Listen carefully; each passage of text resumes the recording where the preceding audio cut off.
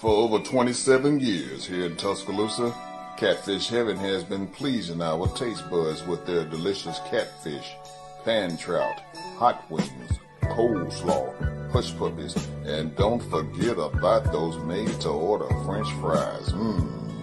Whether it's your snack time, lunchtime, or dinner time, give the guys a call over at Catfish Heaven at 205-752-7222, or you can make your order online at catfishheaventuscaloosa.com. So head on over to Catfish Heaven at 2502 21st Street.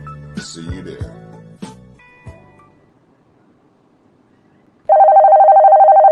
Hello? Hey, Rick, I had to call you to tell you that the food that you brought to the party last night was wonderful. It made me think about my grandmother's cooking.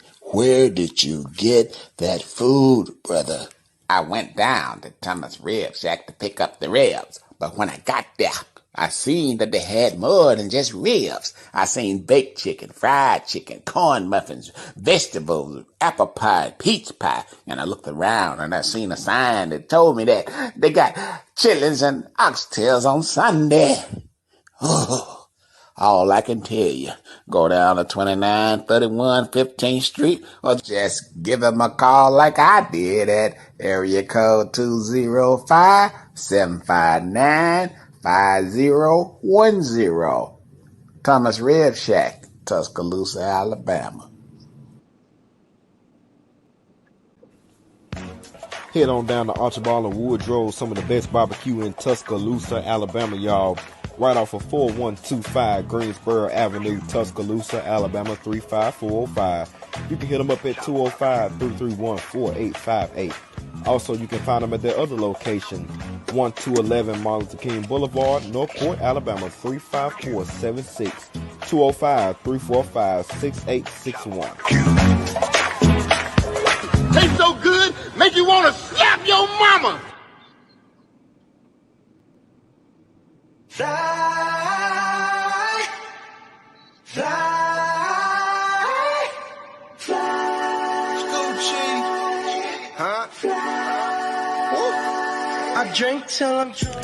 Fellas, head on down to New Generation Barber Shop, right off of 2600 McFarland Boulevard East, Suite C.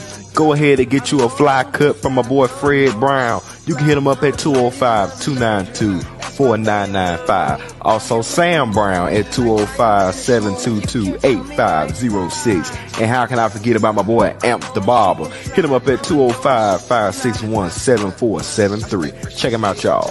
Pick, I might as well hell. Drop the top and take a selfie, Marco. You shopping at a goddamn number 2 pencil.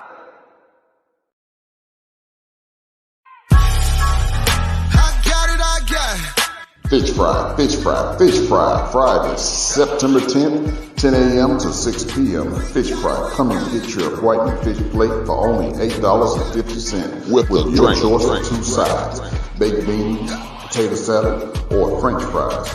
Got a taste for another side? Only $1.50. You got a sweet tooth? We got you covered. A nice slice of cake for only $3. New Kingdom Baptist Church, Tuscaloosa, at 2915 17th Street, Tuscaloosa.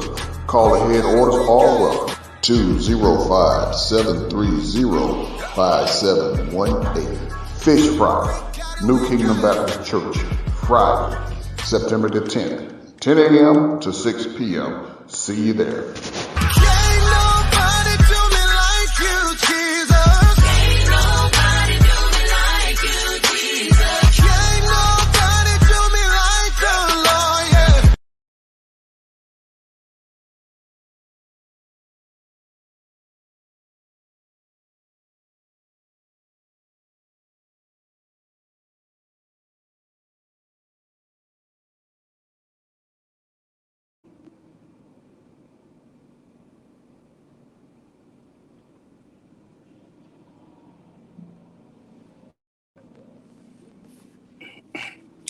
Well, good evening and welcome to another episode of the all-new T-Town 411 Report. I'm your host, Darryl McKinstry.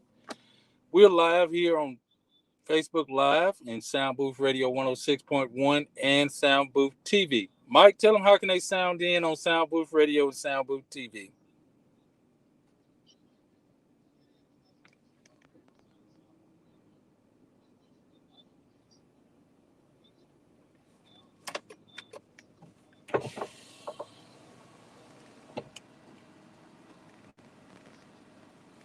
Gotta have a room. Y'all have a room? One block up.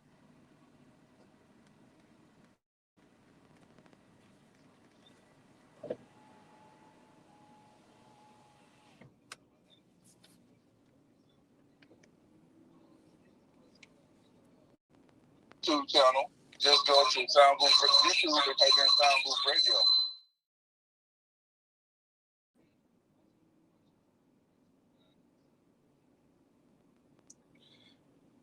Okay. Well, we appreciate everybody that's chiming in tonight. Of course, Mike, as I said earlier, we wants to send our condolences out to the families, and we had a lot of friends and stuff recently just passed, so we want to send our condolences out to all of them.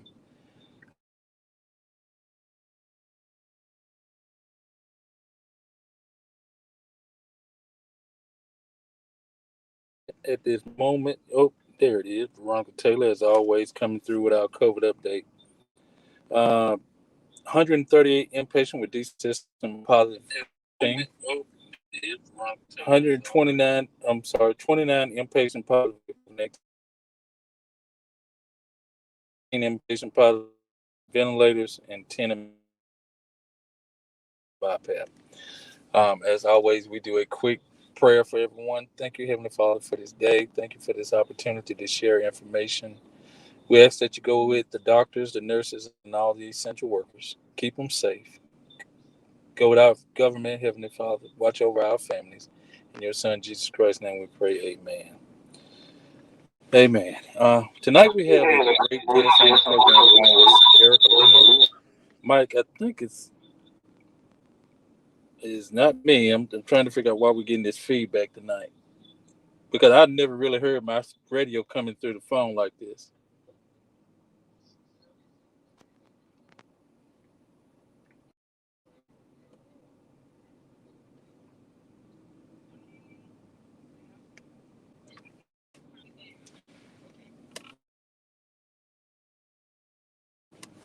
Oh,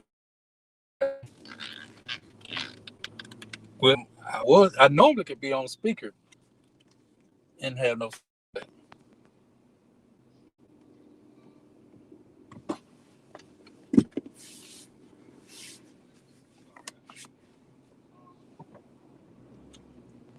I heard, well, Jesse Curtis came online and said something about he couldn't hear you.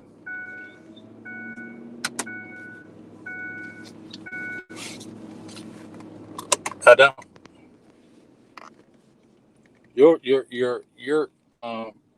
on screen and Erica's show, y'all muted.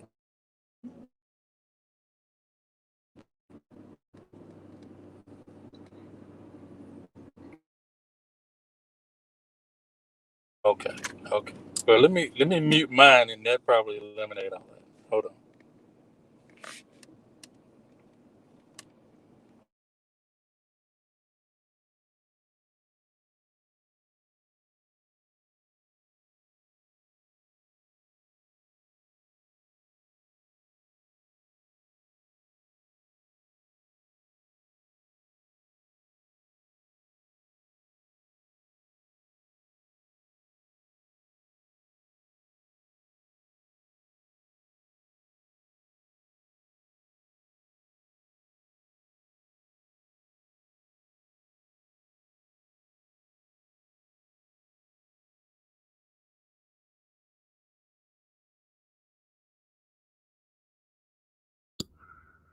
All right.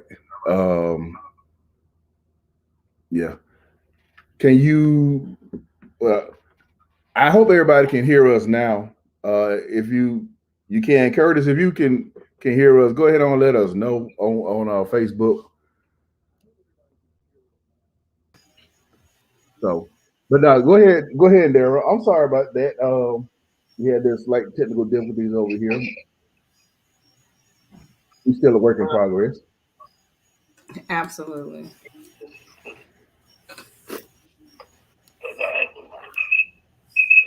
I had to pull over for a second. I'm trying to make it to the banquet hall. We'll show that. It's still getting up to you back there.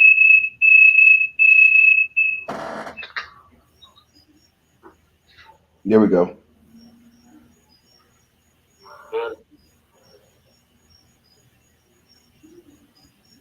All right. Yeah, I think what it is when I try to put the phone too close to the putting the phone too close to the actual speaker, and it was giving us a little bit of feedback. But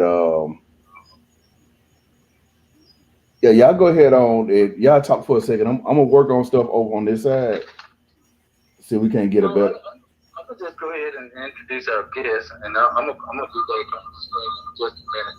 Tonight we are going to get Miss Erica Lynn. She's a owner of a business called Golden Financial LLC, and she's a licensed insurance, and she has a financial planning program. I'm just going to let her tell a little bit. Look at the feedback, though, Mike. Okay. Erica, you there? I'm here. Okay. We're going to turn it over to you. You can tell a little bit more about your business. Okay, well, good evening, everyone. My name is Erica Lynn on Facebook. I am Erica Jackson, business owner of Golden Financial, which operates under Lincoln Heritage Life Insurance Company. And basically, what we have are final expense plans that helps you plan for, the real life events of, burial or cremation for your family. Our plans also help cover repast, any final expenses that your family leaves behind. And of course, everyone likes to leave income to their family as well. So our policies do a whole lot outside of just taking care of your burial and your cremation. We also have a funeral advantage program that guarantees to your family that they'll have a check within 3 business days of your passing. And in addition to that, our program just basically helps put your plan in place before you pass away. As I always like to tell the families that I help, it's your service. So who better to plan your own cremation or your burial than yourself? And so what that does, just help your family get through such a tragic time where they don't have to do a lot of the lead work. We do everything for the family, even call the funeral homes to have everything set up the way your family has planned it out. And so that just takes away a lot of the financial burden, not so much as the financial burden, but just the stress, losing my own mother. Anyone else out there who can relate to losing a loved one, we're just that company that goes the extra mile to not help you start the policy, but help service your family as well. And when we do that, we're able to go in, get the price reduced to make sure your family is not paying, $15,000, $20,000 for a service, because it definitely doesn't cost that much. And that's what just keeps us number one in the whole country for 55 years and counting. Okay. The guest, I met Erica at the last Blues Festival, and they goes out to different events and showcase and give information about this. Erica, this past 2 years has been, I guess, very hard on a lot of people. Would you say right now the insurance market is going to be going up? How would you explain it as far as the cost? Well, the insurance market is not going up, but of course, funeral homes, crematories, whoever plays a part in planning the service, they found a way to capitalize even outside of COVID. So definitely with COVID, they find another way to capitalize. I was speaking with a client down in the lower part of Alabama, and they paid $18,000. I'm sorry, they were in Louisiana. They paid $18,000 for his debt service. It just simply doesn't take that much money to have a decent service where everybody will be satisfied with the quality of the service. Is there a particular, of course, some people know it, some don't. There's two different types of insurance. There's term, whole life, and I won't say universal. Could you tell what type of insurance you sell or your company recommends? Right. We only do whole life insurance. We have nothing against universal life. We have nothing against term life. They're all three are great policies, right? But the way we see it is when you start life insurance, you definitely don't want a policy like term or universal that they bring you in on a lower plan just to get you to sign up. But what they don't tell you, because they definitely don't explain this, term and universal life policies are designed to increase. And so if you can afford to keep up with the increase in the payment, the company that you have it with definitely has no problem in terminating the policy. And so you've basically just given the money. This typically happens somewhere 5, 10, 15 years down the road that you can't afford the increase. And so you've paid all that money all those years and you end up losing the policy. Now, whole life is the complete opposite. That's why we only specialize in it. We come to realize that majority of our families, they're either on a fixed income from 9 to 5, like you and myself and other people that may be watching, or some people are on a monthly income from disability or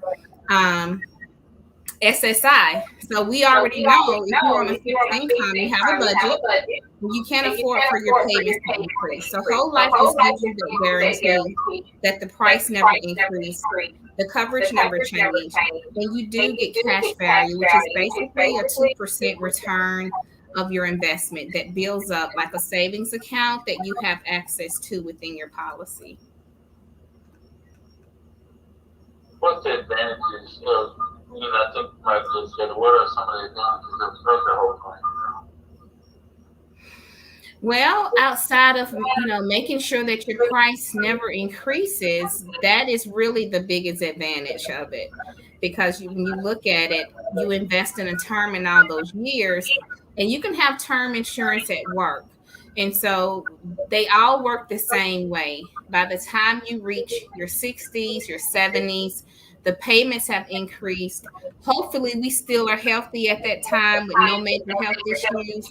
Either way, you end up paying more for whole life insurance. Bottom line, you might start off with term, but you're definitely going to come back to whole life insurance. So, as being a financial planner, whole life insurance just gives you that guarantee that I have a backup plan. So I might have term at work, or I might have term outside of work, but I know my payments are going to increase, and my whole life insurance is that backup plan to make sure when I have reached retirement age, my payments are locked in and guaranteed, and I build up cash value along the way.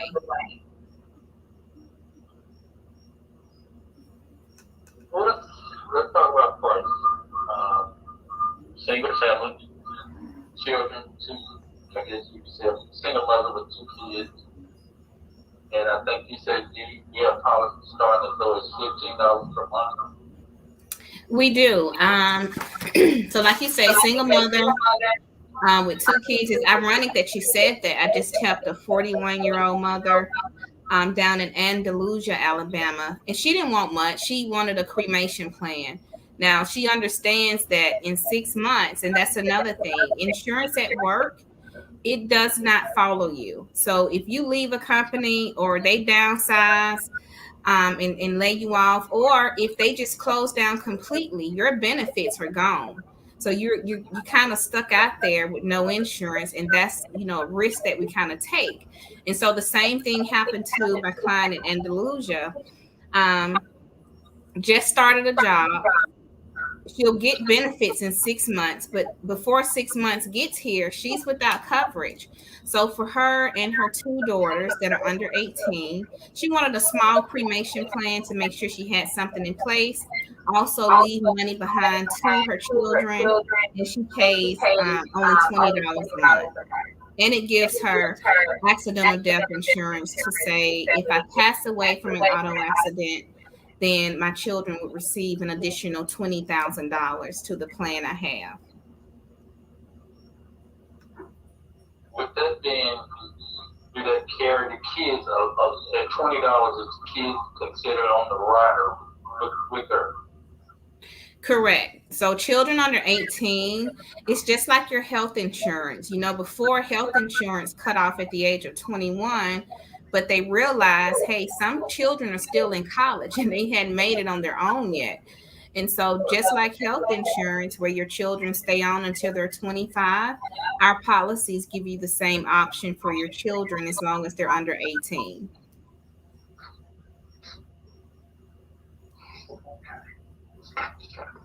So, Bishop, you're able to serve the whole state of Alabama.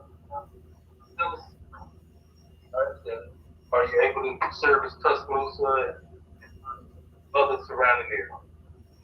I am. I have been helping families for over 21 years in the state of Alabama, which covers the entire state. I'm also licensed in the state of Mississippi, Louisiana, and West Virginia.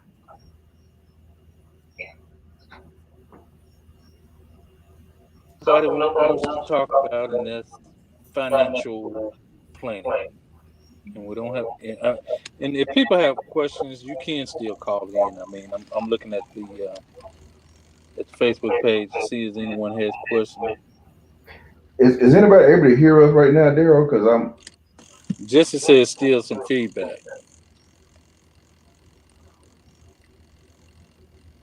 Okay, I'm not hearing anything. I got mine turned all the way down, which normally I don't have to for some reason. I have us. I have a third mic on, but now when I move just a little bit now, I do hear a little bit of feedback, so I can't go too far with it. Okay, I'm about to step to the studio. So have you made it to the studio yet? I'm about to. And maybe that'll be.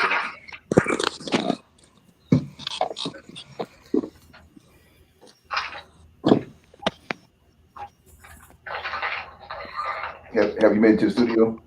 Yeah, I'm about here. I'm about to walk in there. Daryl? I'm about to. Hello? Hold on, Mike. Oh, okay. Yeah, I'm stepping in there.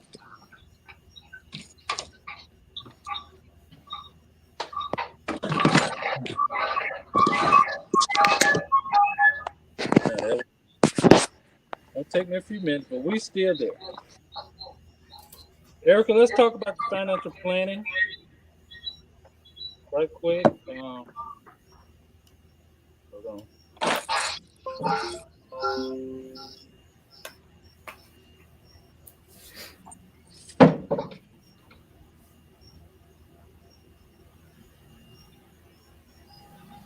Nah, I can't quite. I think he was asking Miss Erica about the financial planning side of your business.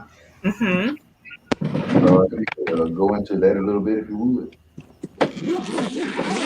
The financial planning just goes into just making sure you have your plan in place. And that goes back to whether you want, cremation, whether you want the traditional burial, and also if you want just enough to cover, or if you'd like to leave money behind as well. I think what it is the phone.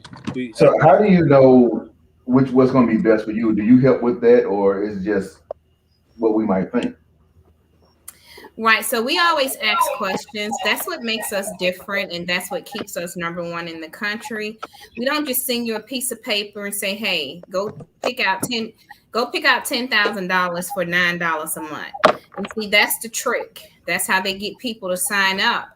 And so we're different, because that $9, when you send it in, they're gonna send you a nice little letter to say, okay, well, you wanted 10,000, but at your age, it's not going to be $9. So they collected the $9. Then they send you a nice little letter to tell you what your actual payment is going to be. And we do it different. We're more like that old-fashioned insurance company where when we were kids, the agent always came to the house and sat with your grandma. And if they were having coffee, it was coffee time. If it was lunch, it was lunchtime. And so that's what we do. We like to know, so much as to what has had you to request information. And so we kind of go from there to find out how we can help you. And then we go from there to get you qualified and approved. And we approve anyone as long as you don't have HIV, you're not bedridden, you're not on hospice care, and you haven't been given, you're not in a nursing facility. So outside of that, we know that we can help. Okay, so what if you are a person with a lot of medical problems? What type of plans do you have for someone who maybe, I would say, have heart problems or kidney problems or anything to that aspect? Okay. And so you have what you call your major health conditions, such as cancer, stroke, heart attack, things like COPD or emphysema. You might have kidney or liver disorders, memory loss, poor blood circulation. And so those are the type of conditions where your policy is kind of put on hold. And I'm on that policy myself because I have heart conditions, just to be super transparent. And no other company would insure me outside of Lincoln Heritage. And so we do have people with those medical conditions, but we can still help them. And they still have immediate access to our Funeral Advantage program, to where it goes into action to help the family plan for the service. And then you have people that might take anxiety, depression, high blood pressure, cholesterol. They can take a lot of pills, but it's not any of the major health conditions. And so we have those two categories: people that have, minor medical issues, and we have the category where, like myself, you have major health issues. Okay.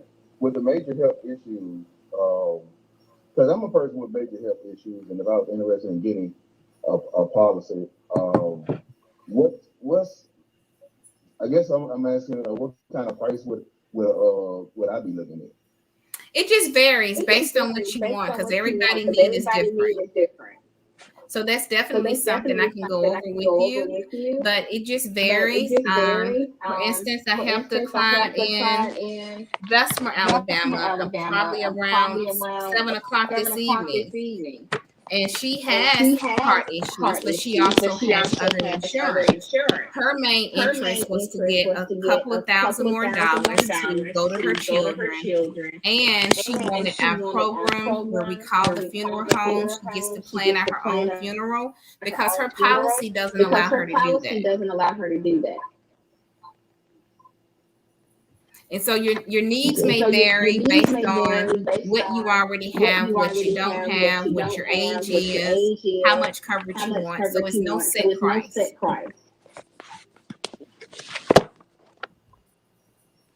Okay. So let's get just for those people who want to know how to get in touch with you if they wanted to talk to you about policy. They can call my office line at 205-594-6478, or they can call my personal cell number 205-830-5461. Okay. You say you are on Facebook. Your other social media handles, did you want to give those out? Yes, my personal Facebook is Erica Lynn, ERICKALYNN, and my other is Golden Financial Services. Okay. But it's, I think you're back to us now. I'm back, and I think we about got every audio sounds and everything correct. I was just listening in the background. If Mela, if you would put the number up for people that might have questions, and that she can call in right now. Thank you, Jess, for helping us with that. I want to say hello to Patricia and Fanny Spencer, Tammy DeGraffery, Jessica Curtis, all our listeners right now that's checking us out on the screen. If you'd like to call in and ask Miss Erica questions relating to insurance or financial planning, you can call us at 205-826-7661 or 310-6067. At either number, get you in contact with us here on the program. Eric, I guess my biggest question would be in relation to the funeral pre-planning. Do y'all have like a pre-planning program? We do. I always give the example. People do it all the time at the funeral home. They pay a lump sum, or they end up paying anywhere from $80 to $100 a month. Where with us, you can do it for free. At no additional cost, and it's just automatically included in every policy that we have our families with. So you get to tell your family how much you want them to spend on the casket, and it's always in three options: the lowest, the mid, or the highest. Most people go with the mid. You get to tell your family if you want flowers, what color, what kind, if you want songs sang, what songs are they, who do you want to sing them, if you want your service at the church, funeral home, or gravesite, even down to the color of clothes you want to wear. And you wear glasses there, so if you want your glasses on that day, then like I always tell people, this is your party. When you look at it, this is the last celebration your family is going to have. So who better to plan your own party than yourself? And so what that does is it pre-calculates the cost of what your service should be. We call the funeral homes for your family, and you tell us which funeral homes you want us to call, and we call them for your family. So even before your family gets there, we know what they should charge. If they come back with something higher, automatically we know they've overcharged your family, and so we just go into immediate action to get that price reduced anywhere from 30 to 50% on the cost. Let me, and this might not be something you can talk about. This past year, FEMA was offering assistance with funeral assistance. Is this something your company is assisting families with, or you just recommending they call FEMA and get that information for assistance if it's COVID related? Yeah, I did have a client in Louisiana who told me about that.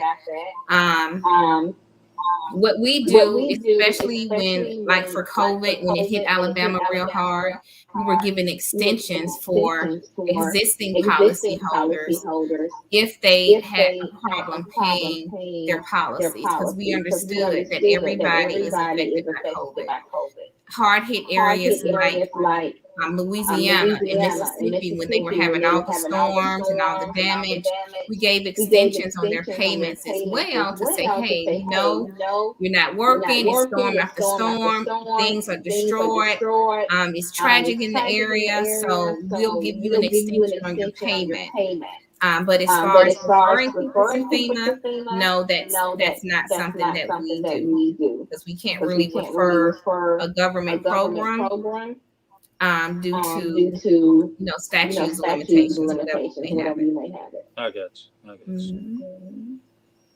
Once again, if you'd like to call in and you got questions, if you need insurance, that's the main thing. If you know Ray don't have insurance, or Shamika and them running around with them kids and ain't got no insurance on them, this is the time now to call in right now. Talk with Miss Erica Lynn, 310-6067 or 826-7661. Certainly, you've seen the fish fry to help get Big Mama and them buried, or Ray and Mike and them, they didn't have insurance because they was at the wrong place at the wrong time. And those are the horror stories, or I've had some families say that the embarrassment to the family of have to raise funds to bury loved ones. And this is a perfect opportunity right now for as little as $15, $20 a month to get a decent life insurance policy. Now, do your you might have said this, and I was driving. Do your insurance have like where you can take loans out and stuff like that? What kind of policies are those? Right. That can be the whole life or universal. The difference between universal is that universal is a combination of whole and term life. And so when you start to borrow against it, what people don't know is universal policies, they increase every year when you have a birthday, just like a term does. But unbeknownst to you, you're just paying the same payment. And so that policy used to be a number one seller back in the early 2000s, but it got in trouble with the government because it was turning more into a cash cow versus a life insurance policy. And so agents wasn't selling the policy right. They were selling it at the lowest payment, again, which is what they do. You take a loan out on it, and even if you don't, and they sell it at the lowest price, then the payment stay the same in your eyesight, but on the inside they're increasing. And so what happens is your cash value starts to pay the difference of what you should be paying. And on a universal life policy, it will eventually eat itself up, so to speak, and the policy ends up null and void. Now with whole life, I like to explain it like a credit card. So you got a $5,000 credit card limit, and you use $1,000. Of course, you have to pay that money back, or it goes to your credit. It's the same with a whole life policy. If I borrow $1,000 from my policy, and let's just say I have a $10,000 policy. If I haven't paid that back upon my death, then the company has the right to take that $1,000 from that 10, and your family receives $9,000, plus any interest that may have occurred. Gotcha. Well, this is something we all need. Something we all want to say hello, Lakeisha and Shay Taylor. How y'all? Thank y'all for chiming in. If you need life insurance, I know certain amounts require medical exams, or do y'all require that for any certain amount? We do not. As long as you, like I say, whatever your health conditions are, as long as it's not HIV or AIDS, you're not bedridden, on hospice, you're not in a nursing facility, there's no medical exam required. That's another good thing. Most companies, you got a 20-page application to complete. I was with State Farm for 14 years, and they actually had almost a 20-page life insurance application. And then on top of that, you have to go do medical exams for them to come back and say, okay, yeah, you're approved, or you are approved, but it's going to be a little extra because we had to dig into your medical background, or you're declined because we just don't cover that condition. With us, it's a one-page application, and once I approve you, it stands. The company just backs me up to make sure everything was done correctly, and the policy is issued within 10 business days. Once again, this is a great opportunity to get your loved ones insured, or talk to an agent that has the know-how, the information to get your loved one signed up. Please take down my number, 310-6067, if you want to call in and ask a question, or 826-7661. But more importantly, if you don't want to come on, some people might be a little skeptic about, I don't want them to know I ain't got no insurance, or I don't want them to know Ray and them ain't got no insurance. I just use this for an example. You can call Miss Erica once again. Erica, give your number, but they can call you directly, for we can make sure you're hearing from people that might need some life insurance or financial assistance.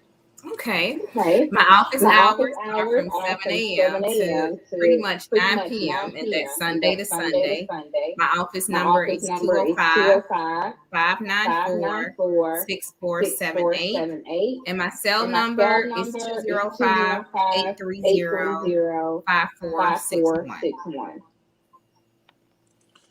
So, all of you that's watching and you need the information on how to get her number, 205-594-6478 is the office number, or you can reach her on her cell phone number at 830-5461. That's locally 205 here in Alabama. And Also, she has social media accounts as well that y'all can also hit her up on if you don't want to make the phone call. Erica Linian on Facebook. mm-hmm. And I'm sorry, what was the business Facebook page again? I'm sorry. Golden Golden Financial. Financial. Golden Financial. Mm-hmm. Like I said, Mike, I met her at the Blues Show. Great opportunity to meet different vendors.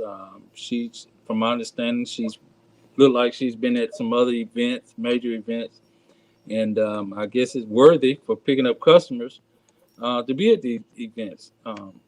So, if you, how do anyone? Well, I got your number. If someone hosting an event and they want you as a vendor, you'd be glad to come out. Yeah, and it's not to pick up customers. Of course, I'd love to help people if they allow me to, but it's more just to get the information about what we do, because we have more than just a life insurance policy. We have a program that's designed to support you and your family at the same time. And like you said, you're more personal with your customers. You have a like you say, back in the day when grandmama used to have the insurance man, he'd come in and get the envelope off the wall and talk to you, have a cup of coffee or tea, or, just get to know the family, the whole family. And what that did was, and I remember it was a guy named Johnny that used to come to some of my relatives' houses and collect insurance. But what he did was he had my cousin, my first cousin, her sister, her other sister, the kids, the grandkids, and it just kept on going on. So he was building a rapport of customer relationship. So that's relationship. That's key. Something. At this moment in time, I think that is very crucial that people go ahead and take advantage of this information. As unfortunately, I know this past Saturday. There was several funerals of people that we just lost for various reasons. More so COVID-19 related. And it's happening every week. We find somebody else that has passed away due to some sort of illness, and they might be my age or younger, and they're not even thinking about any insurance. And it's time has proven here the last couple of years, especially the age don't have. I mean, there's no age limit on what COVID will do to you. So. And it's not just COVID. Just to share stories. I had a client in Mississippi, grandson in the shower. It was taking him too long, and the young man in his 30s had dropped dead in the shower from a massive heart attack. Yeah. I had a client on Monday after Labor Day. He just got off the phone with his daughter. He went home. Something happened between him and his girlfriend, and she shoots the man in his face. So I mean, you just don't have a time limit. Like one of my coworkers or associate agents said, from that first slap and cry, we destined to die. We just don't know when, but we know it's gonna happen. Oh, that's a good one. Just slap at the bottom, huh? But we appreciate you coming on the program. We will let people know more and more about Golden Financial, serving all over Alabama and Louisiana and West Virginia and other countries. But we want to make sure people know about you here locally in Tuscaloosa.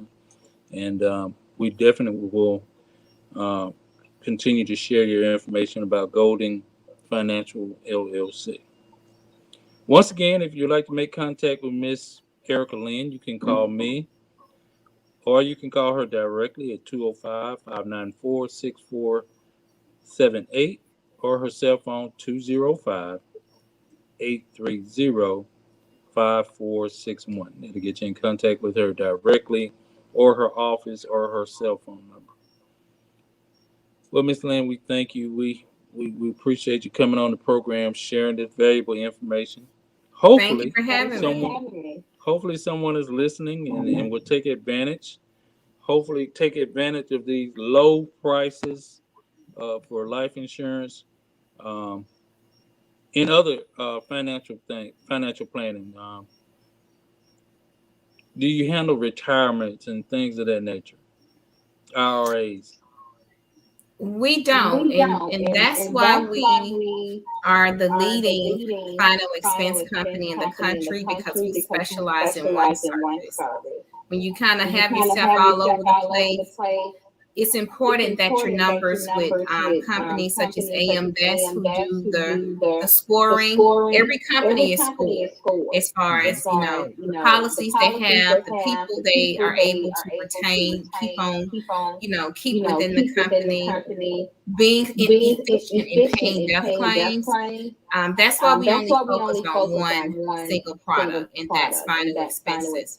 And we have A's across the board with AM Best, the Better Business Bureau, and it's another one that does the financial strength and stability of the company. But A's across the whole board because we only specialize in that one product.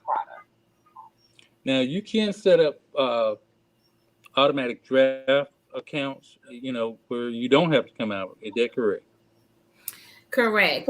Most people do the electronic payments from their checking or savings. I would say 60% of our families do that. We have families that pay with direct express cards, prepaid cards, money orders.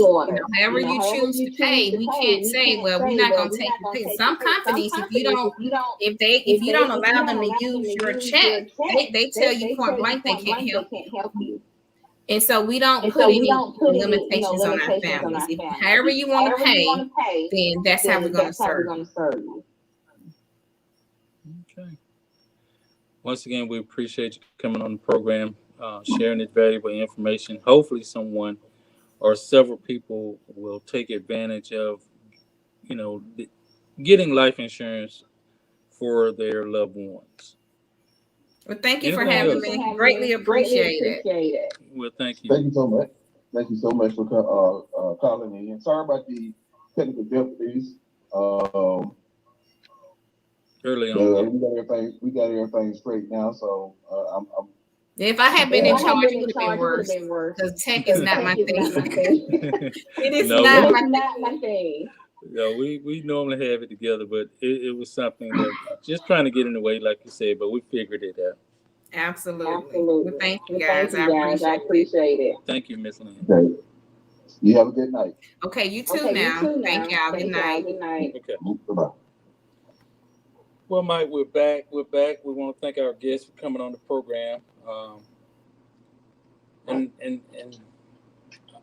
I'm not sure, is Carmelo still available to a second half of our program? We want to go into the arrest of the young lady that took place here locally here in Tuscaloosa. I'm not sure if he's able to send him the video. I'm not sure if he get a chance to get it situated. We talked about it. I think he did. Melo, if you're able to, can you go ahead on and play that video real quick? Yes, it ain't that long. Hey, it's about 5 minutes. It says it's uploading in. Okay, you say give us about 5 minutes there on, and then we should be able to play it. Okay. Okay. I was actually trying to get in touch with the person who sent it. Of course, she was unavailable today. But if you have not, well, I guess you can better. I got the video ready. Okay. Well, go ahead with the video. Go ahead and play it. Not with the baby. That girl got her children. Hey. Hey. Hey, them babies, man. Hey, what about them babies?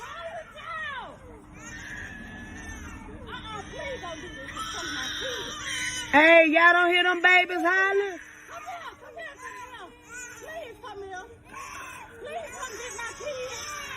Where they supposed to go? Yeah, ma'am. I get them. I don't know them, but I'll get them, but I don't know them. Put your hand behind your back right now. I'm gonna drive you. Man, don't take that lady in front of them kids. Turn over. Man, just do what they say do. Just do what they say do. Get them babies. Get them babies, Adrian. Get them babies. Don't make them mad.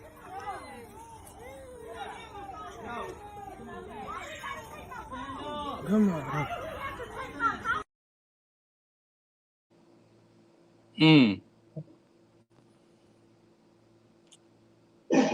Extremely powerful, Daryl.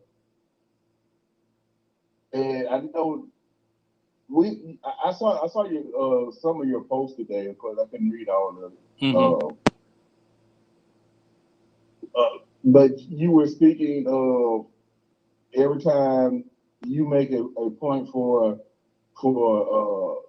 police officers making more money, something like this happened, and it makes it so difficult for those police officers that are doing their job right, they're doing everything they're supposed to do to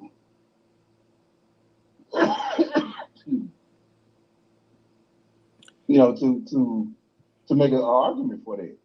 Right. No, it's just like no compassion at all. And you clearly heard those kids in there crying. Clearly could see it for yourselves. I mean, I'm kind of totally shocked about the behavior, the magnitude of level of force that was being used on this young lady for a resisting arrest charge. Period.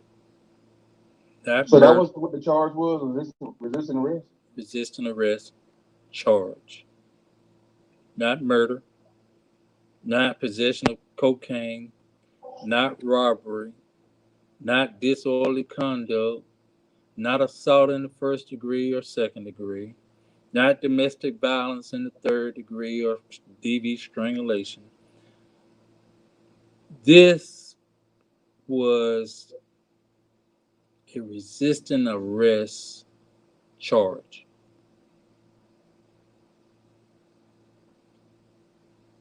Mike, I've seen, where circumstances call for a little bit level of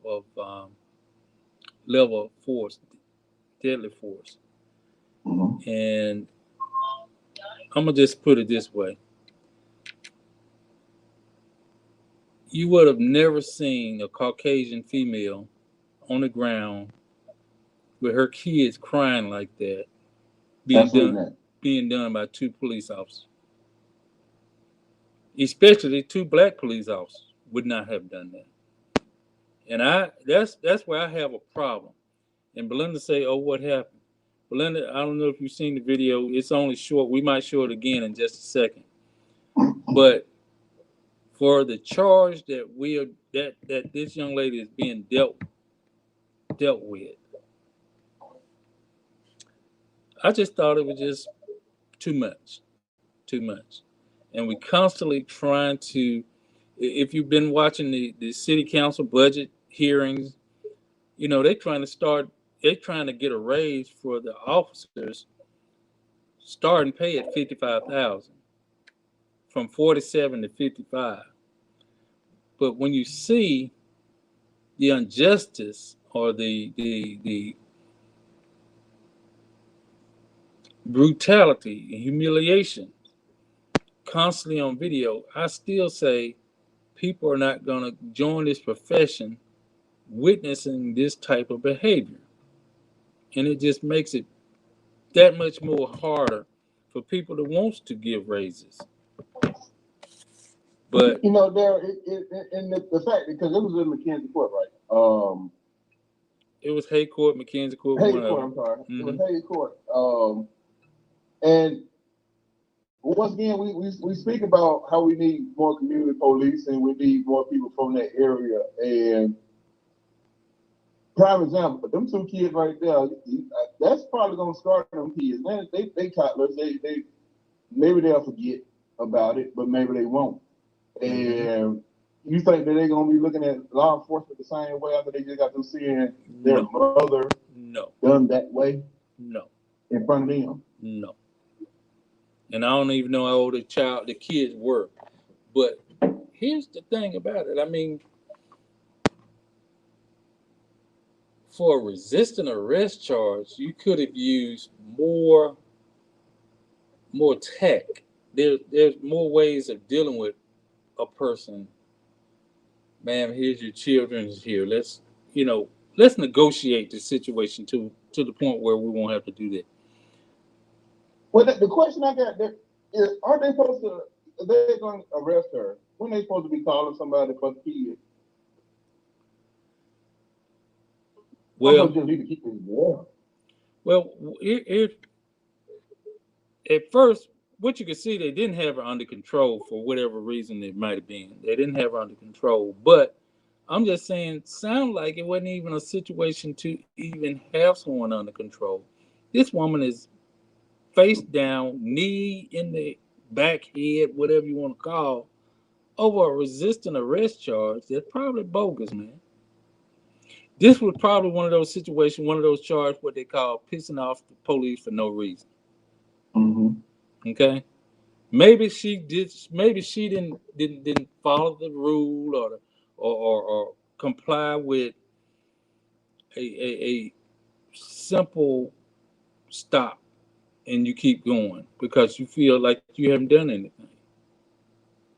I don't know the facts of the case, but some of the things I have learned, and I do understand that our local NAACP has got involved with the case, and it could have been handled a whole lot better. We got Jesse Curtis on the phone. If you'd like to join us, you can. Jesse, go ahead. Tell us what you see or how you feel. Yes. How's everybody doing? How's it going, Mike? Hey, what's going on, Jesse? Yeah, that video was extremely disturbing to me, and I think it's unfortunate. It's really a disturbing video, and then need to hear those children, and just those children are gonna be in shock for a minute, for a while behind this. They're gonna be bothered by this for a while. They're gonna be traumatized, without question. And I just think back, how you remember, I don't know, about a year or so ago, and we was talking about the changeover at TPD with the chief and how the chief came in that nobody knew there was. I didn't even know there was a new chief at the time. Mm-hmm. I think we had that conversation, and I said then, when I found out who the chief was, and in replace of Chief Anderson, I knew there was going to be these incidents were going to escalate. I knew the culture was going to start to change somewhat, and we're seeing it. If you think back during the time of that transition, these things have escalated with our community and the police. And you best be sure the culture in that department is changing because the leadership has changed. You know, and it's like maybe I don't know what transpired prior to in that video that led those officers to brutalize that woman the way they did, but make no mistake about it, she was being brutalized. Hmm. You know, and there is no excuse for that because I don't care who you are, a man to a woman, there's no equality in strength there. It doesn't take all that for a man to restrain a woman. It just doesn't. You know, I don't care who you are. You know, woman, man, there's no equal in strength. You know, so those officers, it seemed to me that like they just didn't have a soul in them and didn't care at all of that woman's welfare. You know, they were just applying brute force to her like as if she was nothing. Just it sounded like I heard her say, "Please don't do that, my kids." And I'm assuming, Yeah, I'm assuming that was the threat of tasing her, maybe. yeah. I heard the lady in the car. You heard Miss Hattie B say that train in front of her kids are still there. So they were about to tase this woman in front of her children, causing more trauma to the children. And they didn't seem to care. This is the thing, the absolute, you know, just the disassociation of care from white cops in a black community. It's like they have no care, no feeling, or anything because they just do and they overdo as they over police our communities. That is a problem. Let me go ahead and give Veronica. Let me go ahead and give Veronica the call in while you're talking too, because she's saying something on a statement said they couldn't address this concern without first talking about supporting officers first. I hadn't heard anything lately, so she might have something else. Might have been brought out in the news. Call us, Veronica, and let us know what you heard, or what's going on, or what somebody's making statement to. It's just crazy. I mean, like you said too, you know, you wouldn't have seen two black officers, you know, brutalizing a white woman in that manner. Mm-mm. You know, no way. First of all, if that had happened and two black officers had did it, I bet money it would have been all over the news. And there would have been some sort of action that would have been addressed by today in the city council meeting. Did they do? I don't know because I didn't listen to the city council meeting today. I was listening to some of the city council meeting. I didn't hear them say anything. Oh, okay. Oh, yeah. Veronica said basically they blamed her for the incident. They were at the council meeting, and she said she's honestly too pissed to call in right now. She said watch the last 15 minutes of the council meeting. It was brought up about it. I missed that part of it. I missed it too. I mean, and I was kind of because I know that they were trying to get a bunch of people to go up there and protest. And went to the city council meeting and speak on that. I don't know how many people showed up to it. Like I said, I didn't get a chance to watch the city council meeting today. But of course they're going to do that. Everything that's happening nowadays, where she brought up, and I think that most people have the same mentality of thinking that there's nothing she could have done to warrant her getting done that way. No. And nothing she could have done to make her get done that way in front of her two kids. At all. Not with no two police officers. They're bigger, stronger than her.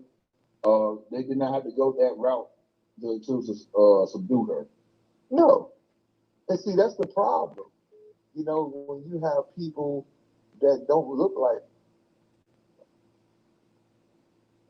that don't have not the least bit, you know, sympathy towards us. You know, you get that. You know, it's as if they didn't like the woman and it was personal. You know, it's disturbing and it's hurtful. You know.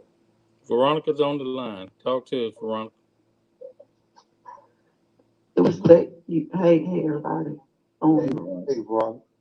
They were at the city council meeting. He came in his blues tonight. Um, the mother was allowed to speak. The president of the NAACP local chapter was allowed to speak. Two residents of the city were allowed to speak. One young man, white young man, had on a Black Lives Matter shirt.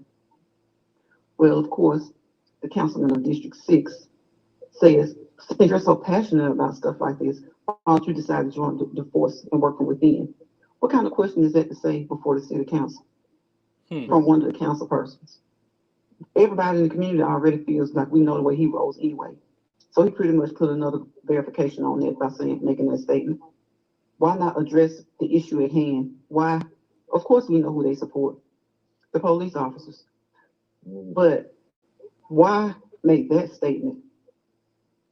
I know he was pissed that he on that Black Lives Matter shirt, but to sit there and say, well, you're so passionate about this stuff. What do you mean this kind of stuff? This stuff. This is brutality, excessive force. Why, when addressing each person that has a ranking of authority at our city, why was the first to address support of officers? We automatically know that's a given where they stand on that. This woman is crying about her daughter's hair being ripped out of her head. She's crying about one of her grandchildren being placed to the side. She's crying about on that video as you see him going towards his pants to get the taser. Her daughter was almost tased. She was crying about the fact that she had to go to the hospital. And I'm honestly upset that video has circulated for a while. And I couldn't be down there, and a lot of people couldn't be down there. And that's the same excuse we always use when something happens. But there's enough people in this city that was down there at that green track, that was down there at the whatever, that could have been at the council. And like Mike Altman said when he stood up with his Black Lives Matter shirt on, this is not a time where that lady should have sit through resolutions, all these resolutions, with this on her mind, with this on her wanting to speak up about her daughter. She's sent through all these resolutions, and they already going through the resolutions like they ready to go home. So people like they've been there all day. Well, we just had an election. Anybody that ran for a city election knew what the job entailed.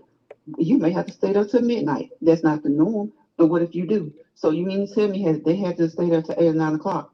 Was her situation not going to be addressed? And like he said, he brought the fact that there should be a citizens review board or council. Tuscaloosa is completely large enough for it. It shouldn't have to be that you bring it before the city council. And it's basically a lot of stuff battered around about we support this person, we support that person, we want to be transparent. But where's the transparency? Because to me, transparency doesn't mean hear the same old, same old. It means let us see, and let us see results. And then you have a councilman that's talking about you want the people to be right and respect the police, and you want the police. That's a given. We already know all that. How many times they want us to hear that? We're not talking about policemen who are respectful. We're talking about policemen that use excessive force and brute behavior. And don't stand there and act like your department. They mouth split just like ours. They put on their pants leg one at a time. They act like these policemen aren't human. They talking about they need help, and the morale. Well, like Daryl said, who wants to help? Who wants to join the force when that's the climate? And there has been a complete change since Chief Anderson has left. I'm telling you, and it's like they're getting it off their chest. I made it clear. I knew it was coming. I told y'all this, so I knew it was coming. And since when has anybody ever been shut down on making comments? So for those that were trying to be supportive, the comments got shut off. Never seen something pop up like Facebook. You have reached your limit on making some activities you can do on Facebook. You have reached your limit or something. Everybody, it started going out. The young man even said, what's happened to the Facebook? Oh, we didn't do anything to Facebook. Next thing you know, several of us could no longer make comments. Any other time you making comments on the, it wasn't a whole bunch of people on the Facebook page making comments at the time. So you telling us to believe in transparency?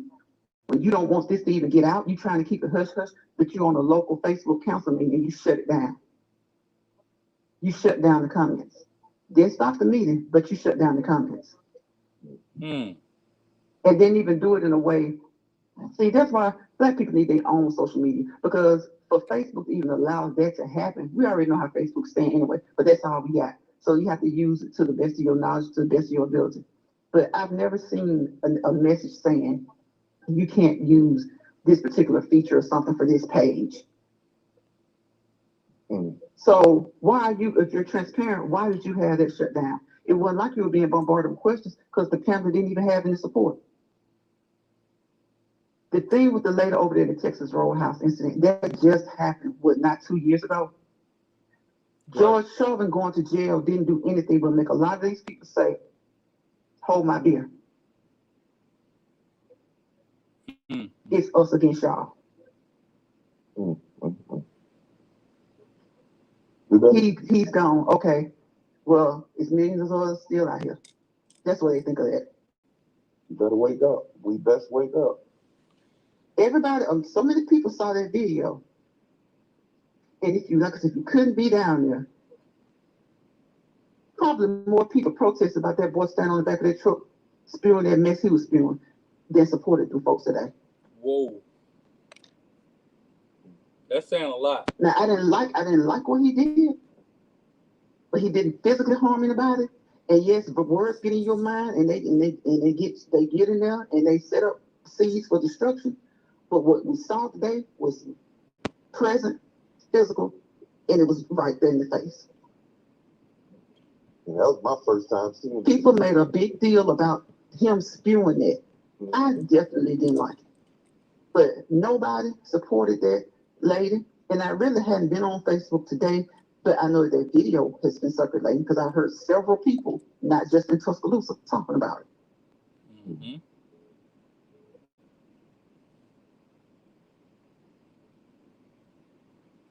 All these young men right here doing stuff to each other. When y'all gonna stand for some of these queens that you disrespect? I don't care how much they bring on themselves as someone like say she like this, she like that.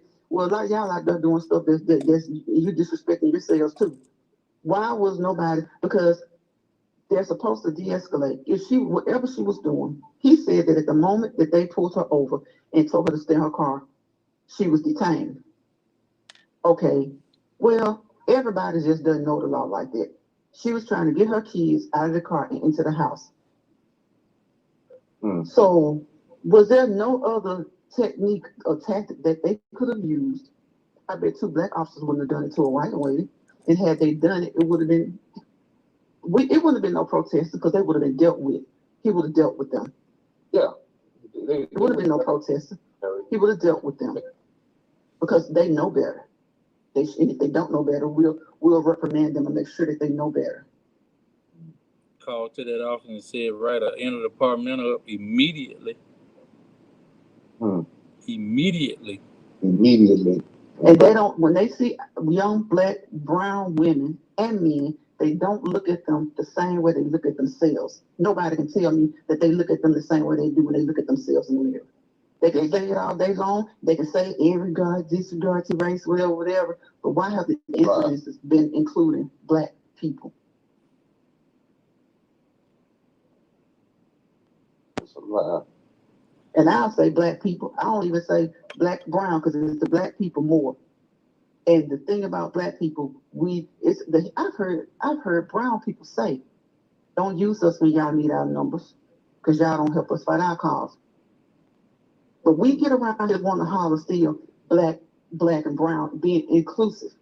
Who benefited most for the civil rights laws that were passed, that were pushed by black leaders? Brown. Black people did.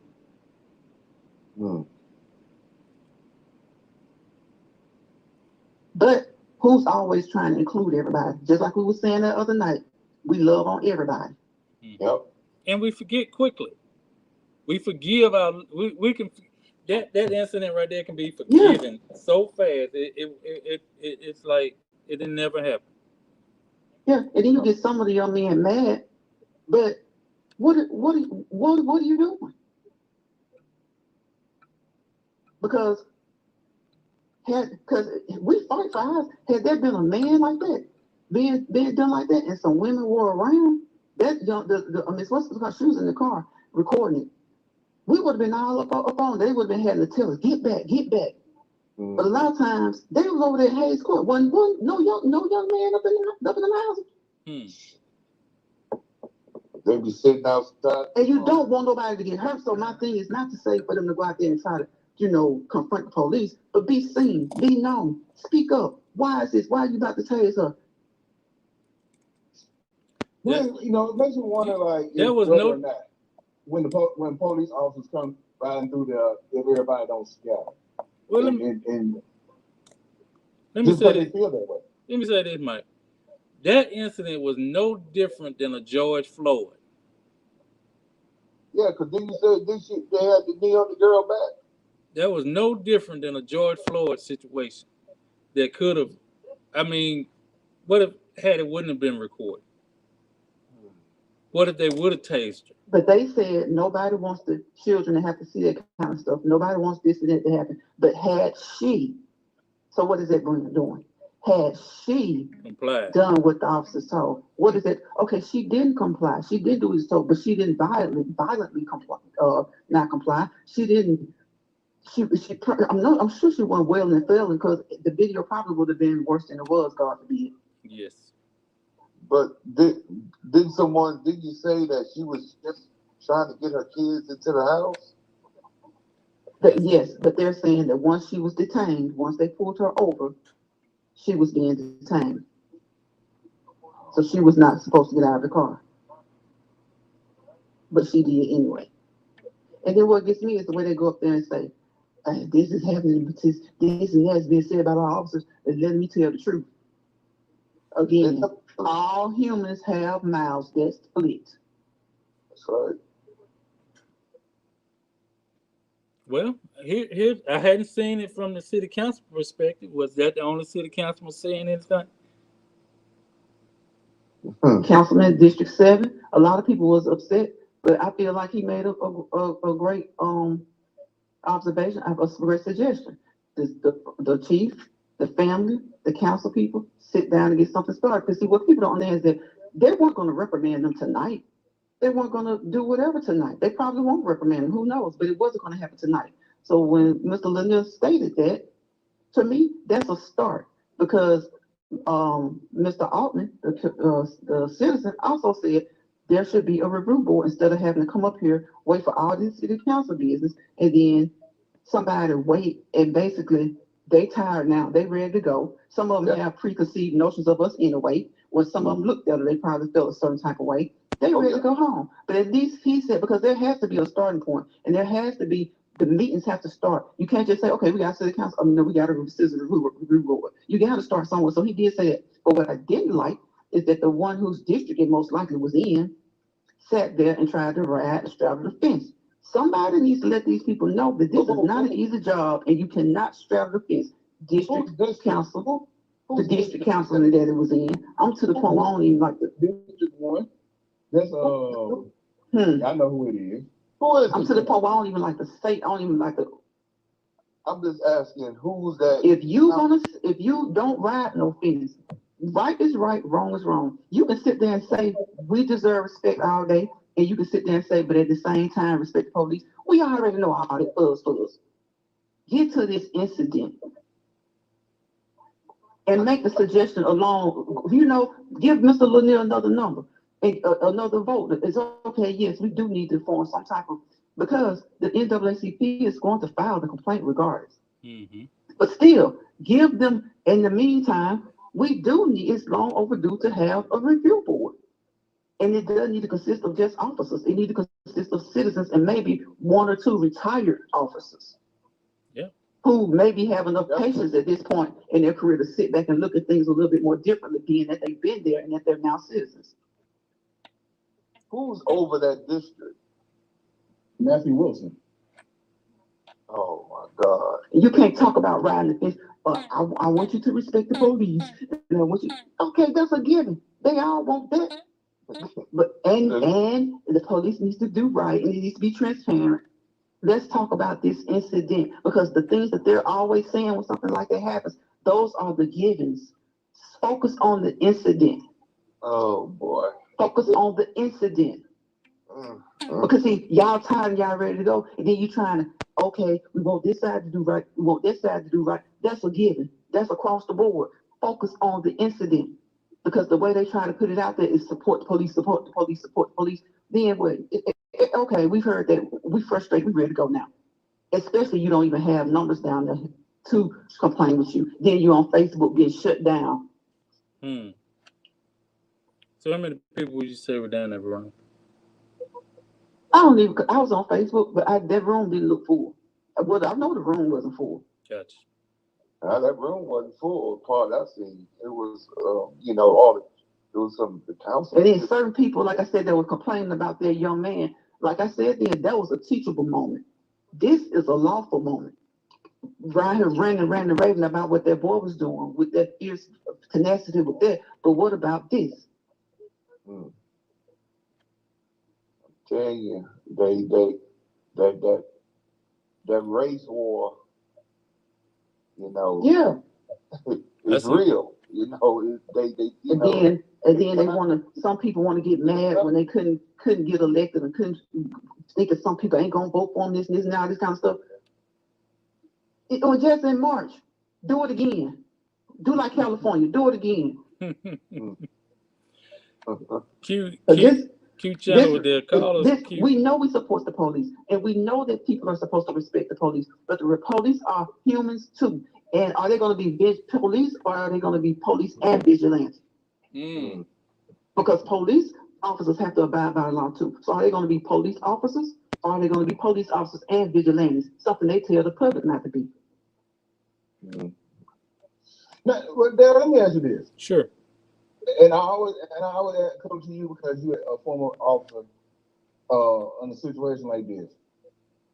Now, we saw the video, and I'm quite sure that everybody on the city council, the mayor, the chief, you've seen the video as well.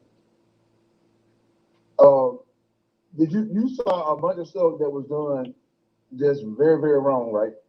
In that video.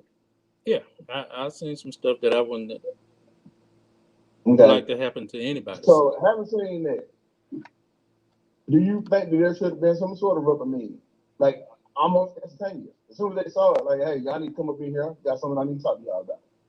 Type of, some sort of action like that should have been done. It don't have to be no investigation because you see. Well, what I think, you're gonna put them on administrative leave. Let's go ahead and put them on administrative leave right now. Let's get down to the nitty gritty. Because they're gonna get paid. Yes. So let's go ahead and start the administrative leave right now in the investigation, and let's go from there.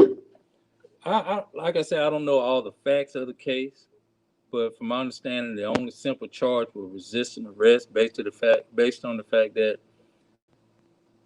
I guess she based on what Veronica's saying, sounded like she was stopped or detained and continued to do whatever she needed to do for it going in the house.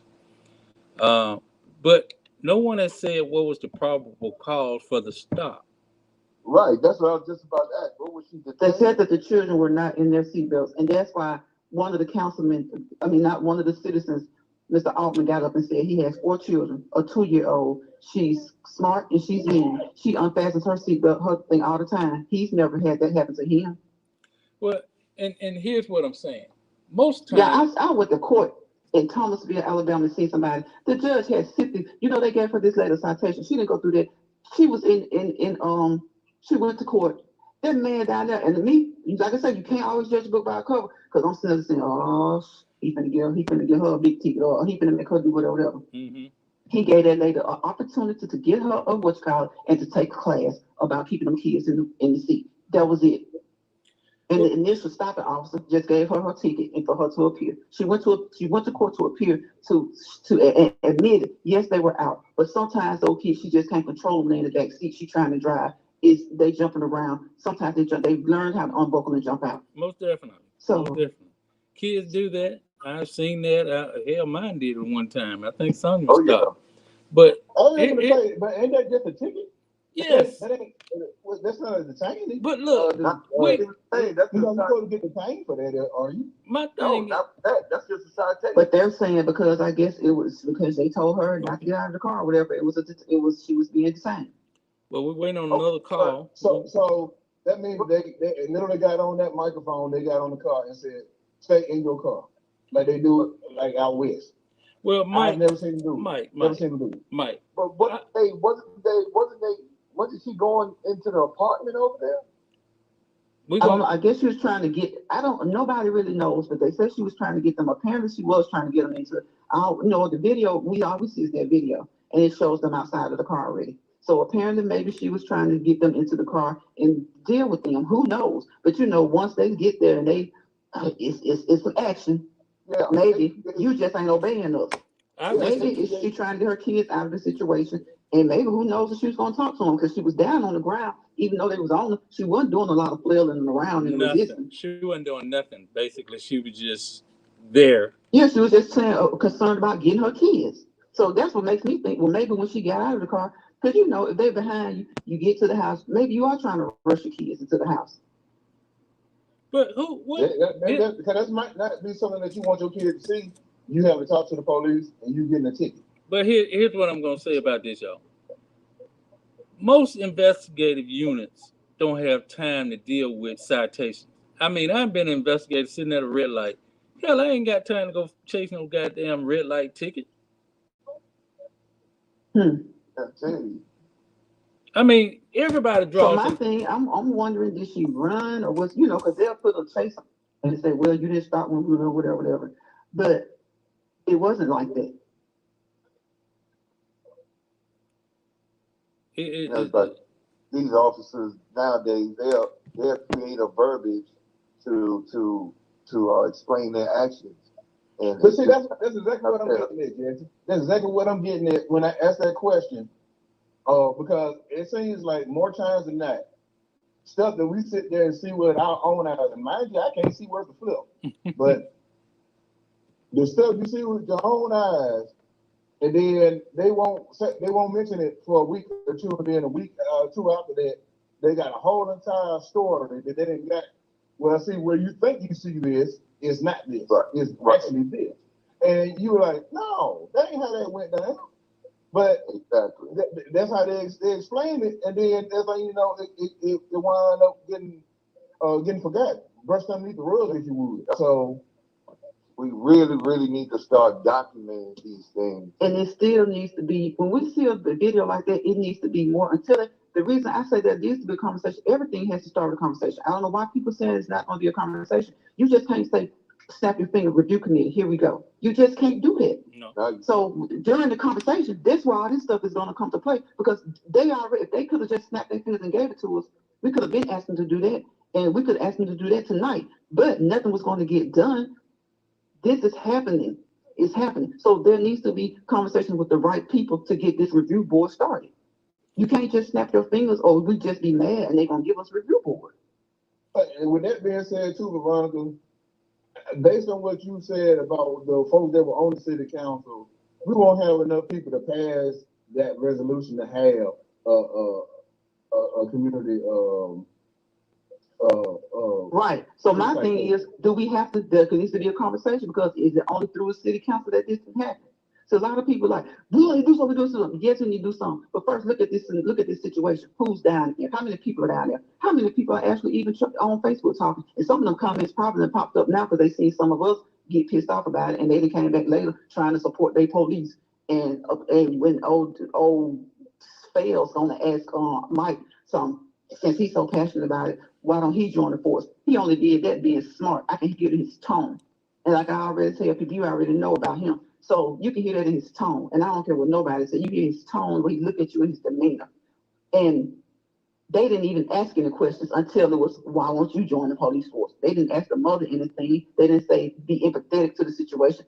Blatantly got out there saying, well, anybody hate for the kids to see this or whatever. But when she was standing before that city council, nobody said that they felt needed like that. My thing is the conversation that they was having right there. No, that ain't the conversation that needs to be had. The conversation that needs to be had is, what are we going to do about it? Because they keep saying, well, why talk? Why talk? Why not talk? Because this happened when the girl was over there at Row House. Something needs to be done, but you can't do something until you have a coming together of the minds. Have a conversation. You're absolutely right. That's right. Absolutely right. That's right. I tell you, gotta get. So that stuff like tonight, like talking tonight, like Mike said, we don't need that kind of conversation. Not she got to sit up there and listen to all them resolutions, and then they read already, answering ready to go, and then now she got to try to present this before them. Nothing was going to be done. This is going to take something outside of a city council, so a conversation has to be had. A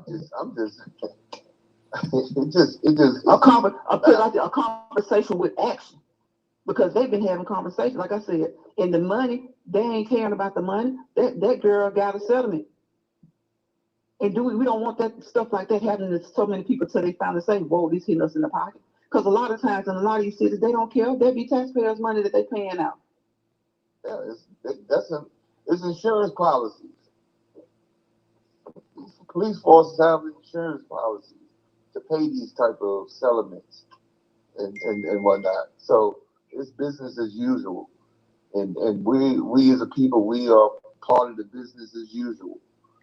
You know, it's just sad. It's just sad because, you know, it just seems like things aren't getting all that much better. They're starting to go on a decline. And it's like they cowering people down. People scared to speak out. You know, and I'm to the point where I'm too pissed to speak out. Because ain't nobody fixing to be with you. Ain't nobody, they gonna sit by behind the doors, at home, in the streets, and everybody come up with, well, how it happened, when it happened, and what was this and what was that. So you're doing all these questions, asking all these questions, but then when you come to a place where it can be addressed, nobody's there. And then they shutting people down on Facebook. I tell you what, I'm ready to do it. I'm ready to show up. I'm ready to be there.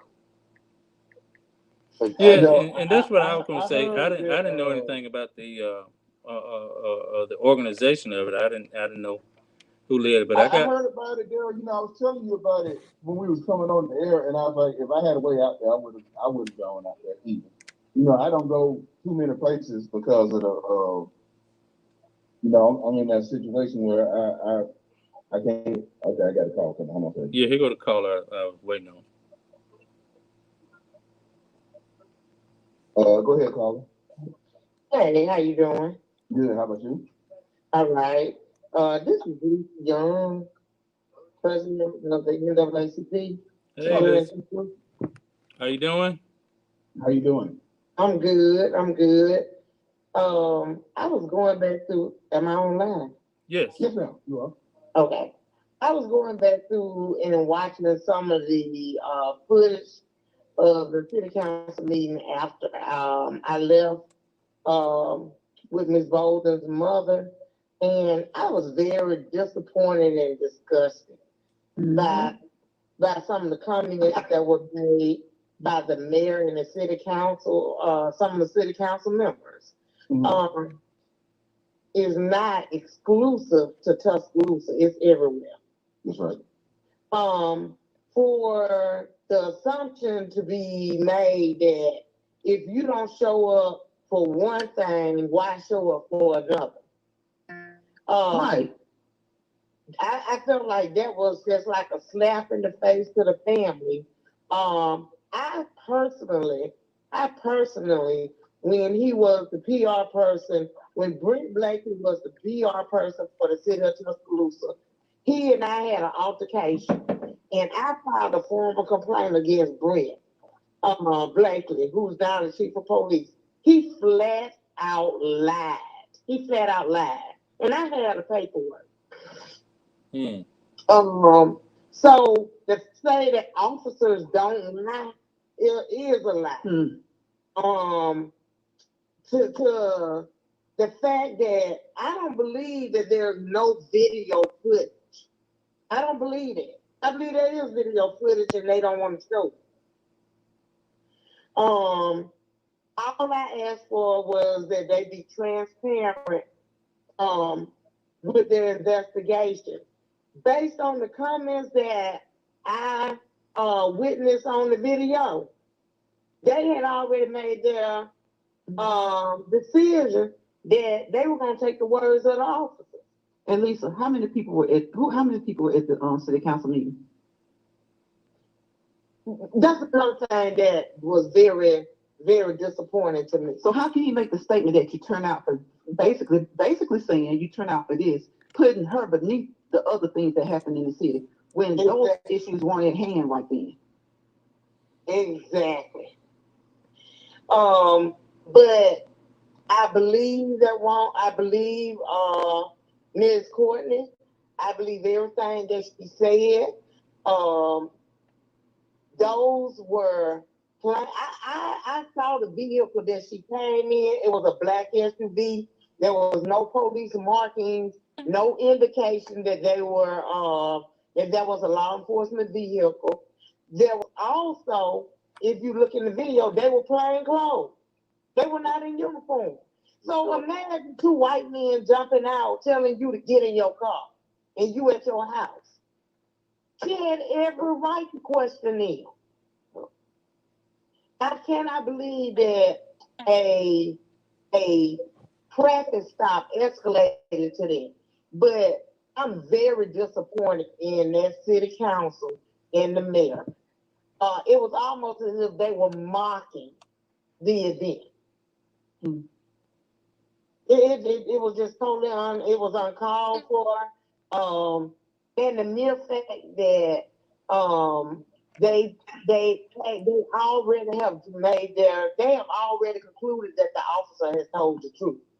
That the counsel of the officer is true.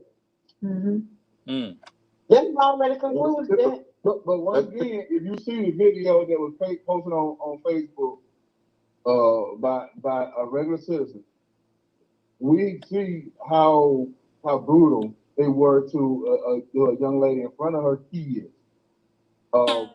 Basically, like Daryl said, not unlike George Floyd last year. So her hair was pulled out. They had to take it to the emergency room. They were going to tase her, as a matter of fact, how everything was looking. And so how you gonna sit back and say that there was nothing wrong with that particular stop? Once again, they plainclothes police officers. Why y'all making a traffic stop? Why are narcotics making a traffic stop? And this whole little thing where the police sit up and threaten you that they gonna call DHR as if she had something to fear from DHR. That was an assumption they made about her. That was intimidation. That was the intimidation towards that. Yes, it was intimidation. And that's wrong. These officers are starting to move like criminals. To be honest, you know. And like I said earlier, you know, I knew there was gonna be some change when that new chief got in place, and the way they brought him in, you know, like under the radar. All of a sudden, we got a new chief of police in Tuscaloosa, and nobody really knew about it until, he is chief right here, you know. And it just seems to me things have escalated since he's been in that position. It have escalated since he got there. But the one thing that we need to remember, the city of Tuscaloosa is predominantly black. Absolutely. Our leadership should reflect it. Absolutely. I would say that. That has been the excuse that has been used to justify why there were so few blacks in positions of leadership that the makeup of the leadership resembled the demographics of the community. Okay, so now why is it like it is now? People aren't getting out there voting. People are not getting out there to vote. And one thing that we do need to do as a black community, we need to learn to support one another. That city council meeting should have been standing room only. It should have been standing room only. So, yeah, we got work to do, but that does not alleviate the responsibility of elected officials to make sure that everybody is treated fairly by the police. And we have to remember, they're using our money, taxpayer money, to fund everything up there. That's right. That's right. So, and asking that they do their job and they do it properly, you know, that isn't too much to ask for. But one thing that I would love to know is why is Brent Blakely always at the police department complaining about losing police officers? Why are so many officers leaving since he became the chief of police? Or are they really leaving? I want to see the numbers. He said 150 last week and then left in a year's time. But in what year's time? While he was chief or over a 5-year span? See, I don't like people that manipulate numbers. When you say 150 officers have left, in what, over the last 20 years, over the last 10 years, over the last 10 decades? I mean, Be specific. Be very specific, because when you sit up and you advocating for additional resources, do you really need those resources? I agree with you, ma'am, because I do not like to communicate in general people generalize situations and verbiage to me. Speak to me with specifics. That's what I understand. And when you want to hide, anytime you want to hide something, you generalize it. You start generalizing. We got one issue that we have in Tuscaloosa is our news media. The news media reports what the city and the police officers want them to report. Had that young lady been a white female and those officers been black, it would be on the news right now.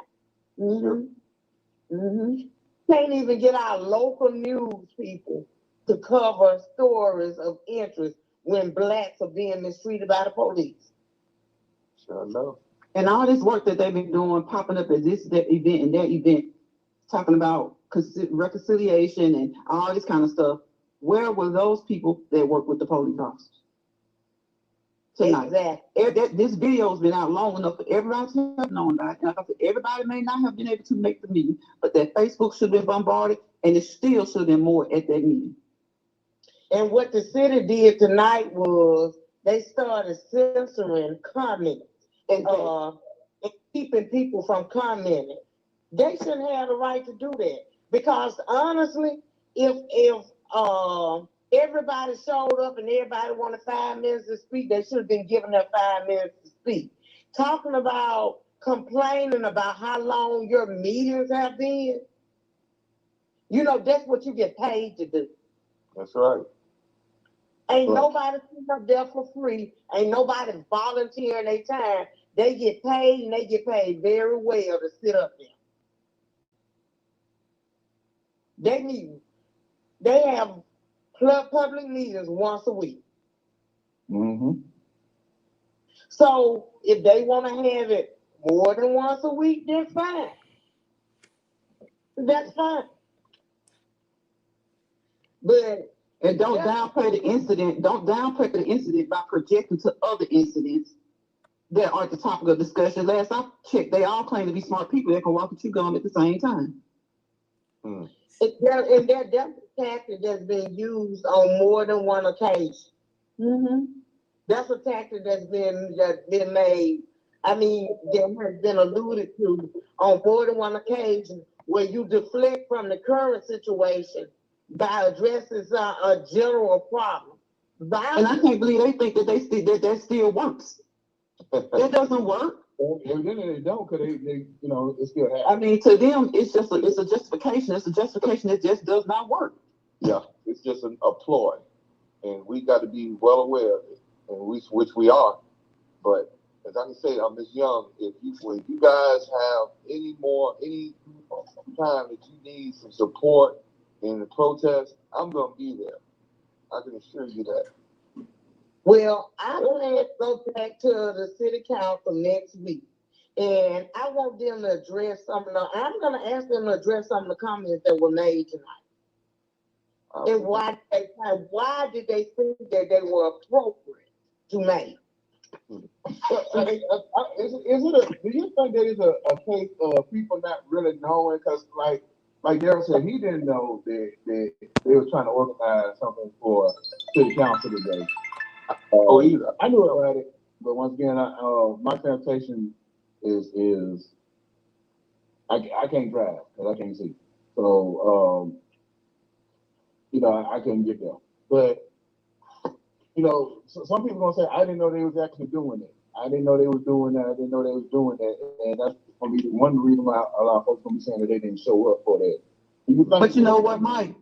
The thing about it is everybody knows that you don't have a review board around here. You don't have them, but people getting together. Why I'm not understanding why a lot of people don't understand that a lot of things just need to be their first thought anyway. Go to the city council. Right. I get. I agree with you on that, but I guess I'm asking is, do you think there's a way, another way for us to get everything out other than just? I think I wouldn't tell you what I think the problem is. I think Tuscaloosa is too cliquish. Right. I think if one person say come, here they come.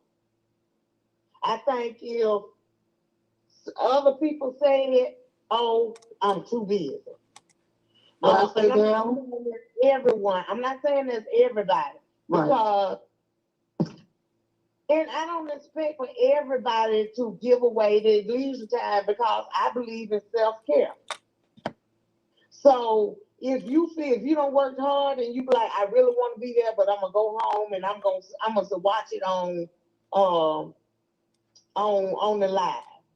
The city should allow people to come in and make their comment. They should not be censoring people. I have had I done had 4 people to send me messages where they were censored tonight. What was the purpose of that? For no reason. I don't know, because it ain't like they read them comments anyway. Somebody would read or responding to them, I should say. What they probably was limited the number of times that a person can comment. Right, because what they may not have been responding to them, but the comments will be there. So if they limit you and censor you, you can't put them there. That's true. So they talk about transparency though.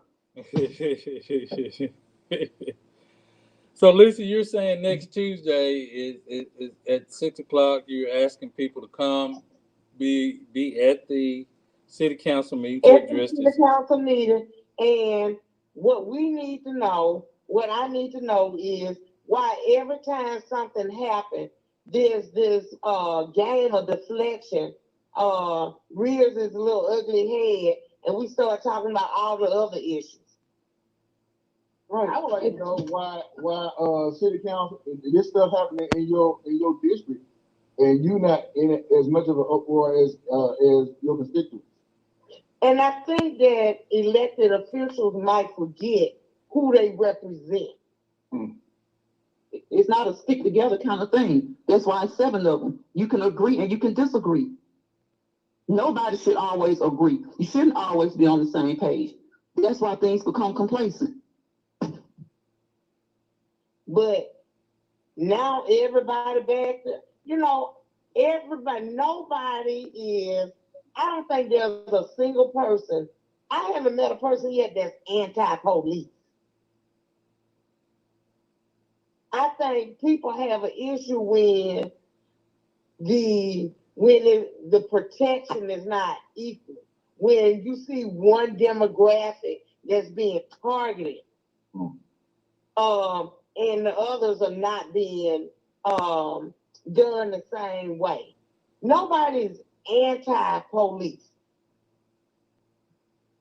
But it won't everybody, if you get in trouble, you're gonna dial 911. But this whole little movement where police get to talk about if you want our protection, this, that, and the other. That's a job. That's your job.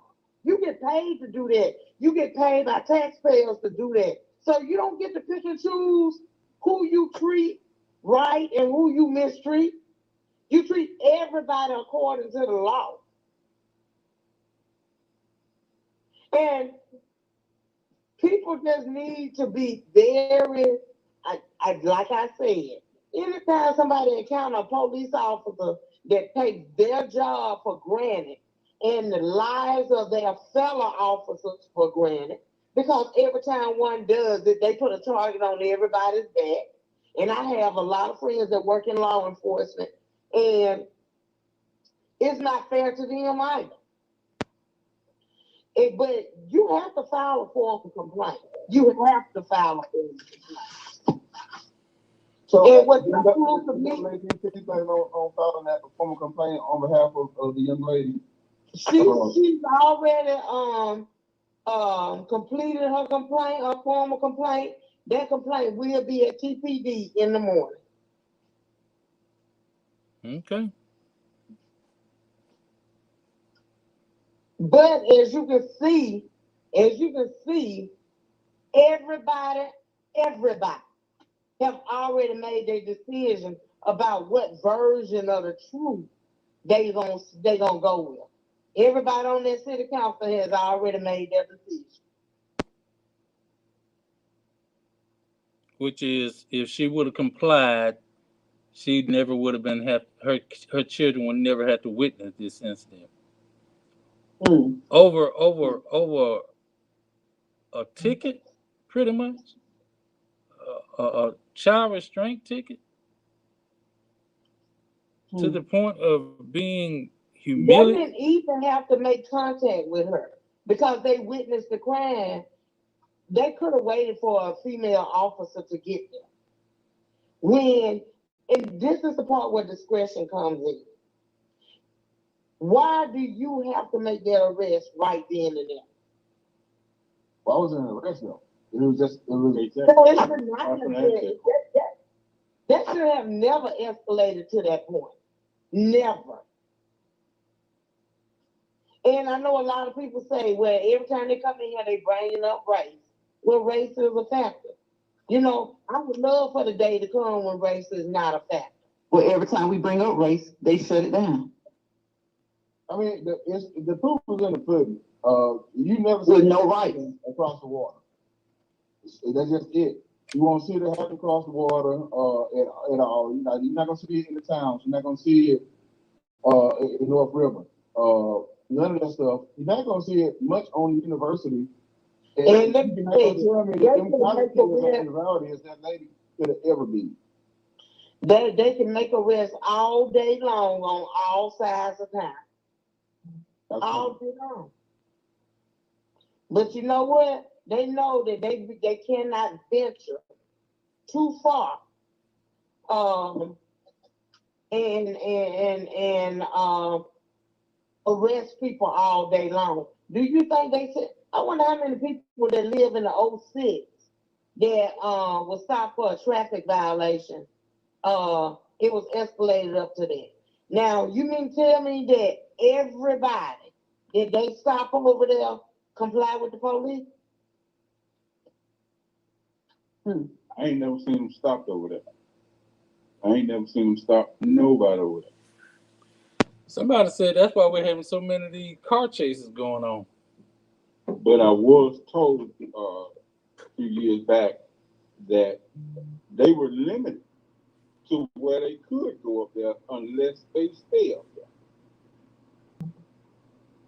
I was told that by a resident up there. Well, now you know. But I'd love for a day to come when race is not a factor. Until then, the nerve of somebody to tell you, to try to shame you for pointing out that race is a factor. That is so insensitive. Lisa, how do you feel about a residents committee? What's your take on a committee? I've been reading up on an organization called COPA. And it's a Committee on Police Accountability. And I think it's high time that we get that in Tuscaloosa. People need to be assured that when they have a complaint that is looked at impartially. You have a problem when you have the police investigating the police. To say that internal affairs is separate, it's like, yeah, it is, but it's not. I thought that was it. Here's how I see internal affairs should work. Huntsville, Mobile, Montgomery, a committee of officers from these different agencies investigate this particular incident that happened in Tuscaloosa, because now you're impartial. You don't know the people, you don't know the officers. So at this point in time, and they do this for the advancement. You know, when you're doing promotions, you get officers from other agencies to come in and rate the officer for a promotion. So why you can't do that for an investigation for internally investigations against other officers when it comes to disciplinary actions, rather than using the in other words, me, Asbury, Jerome, and Goodman and Wayne Robinson, we all work together. So what we gonna do? We're gonna look out for one another, right? Hell yeah, that's what's gonna happen. So let's be honest with it. So in other words, but if you got Jaworski from Montgomery Police Department and Spencer from Norfolk Police Department and Sullivan from Adamsville Police Department, you know, people that are non-related in some shape, form, and fashion, that will be impartial, along with citizens, to be a part of this committee. And it need to be about 13 people, just like a trial and jury. Yeah.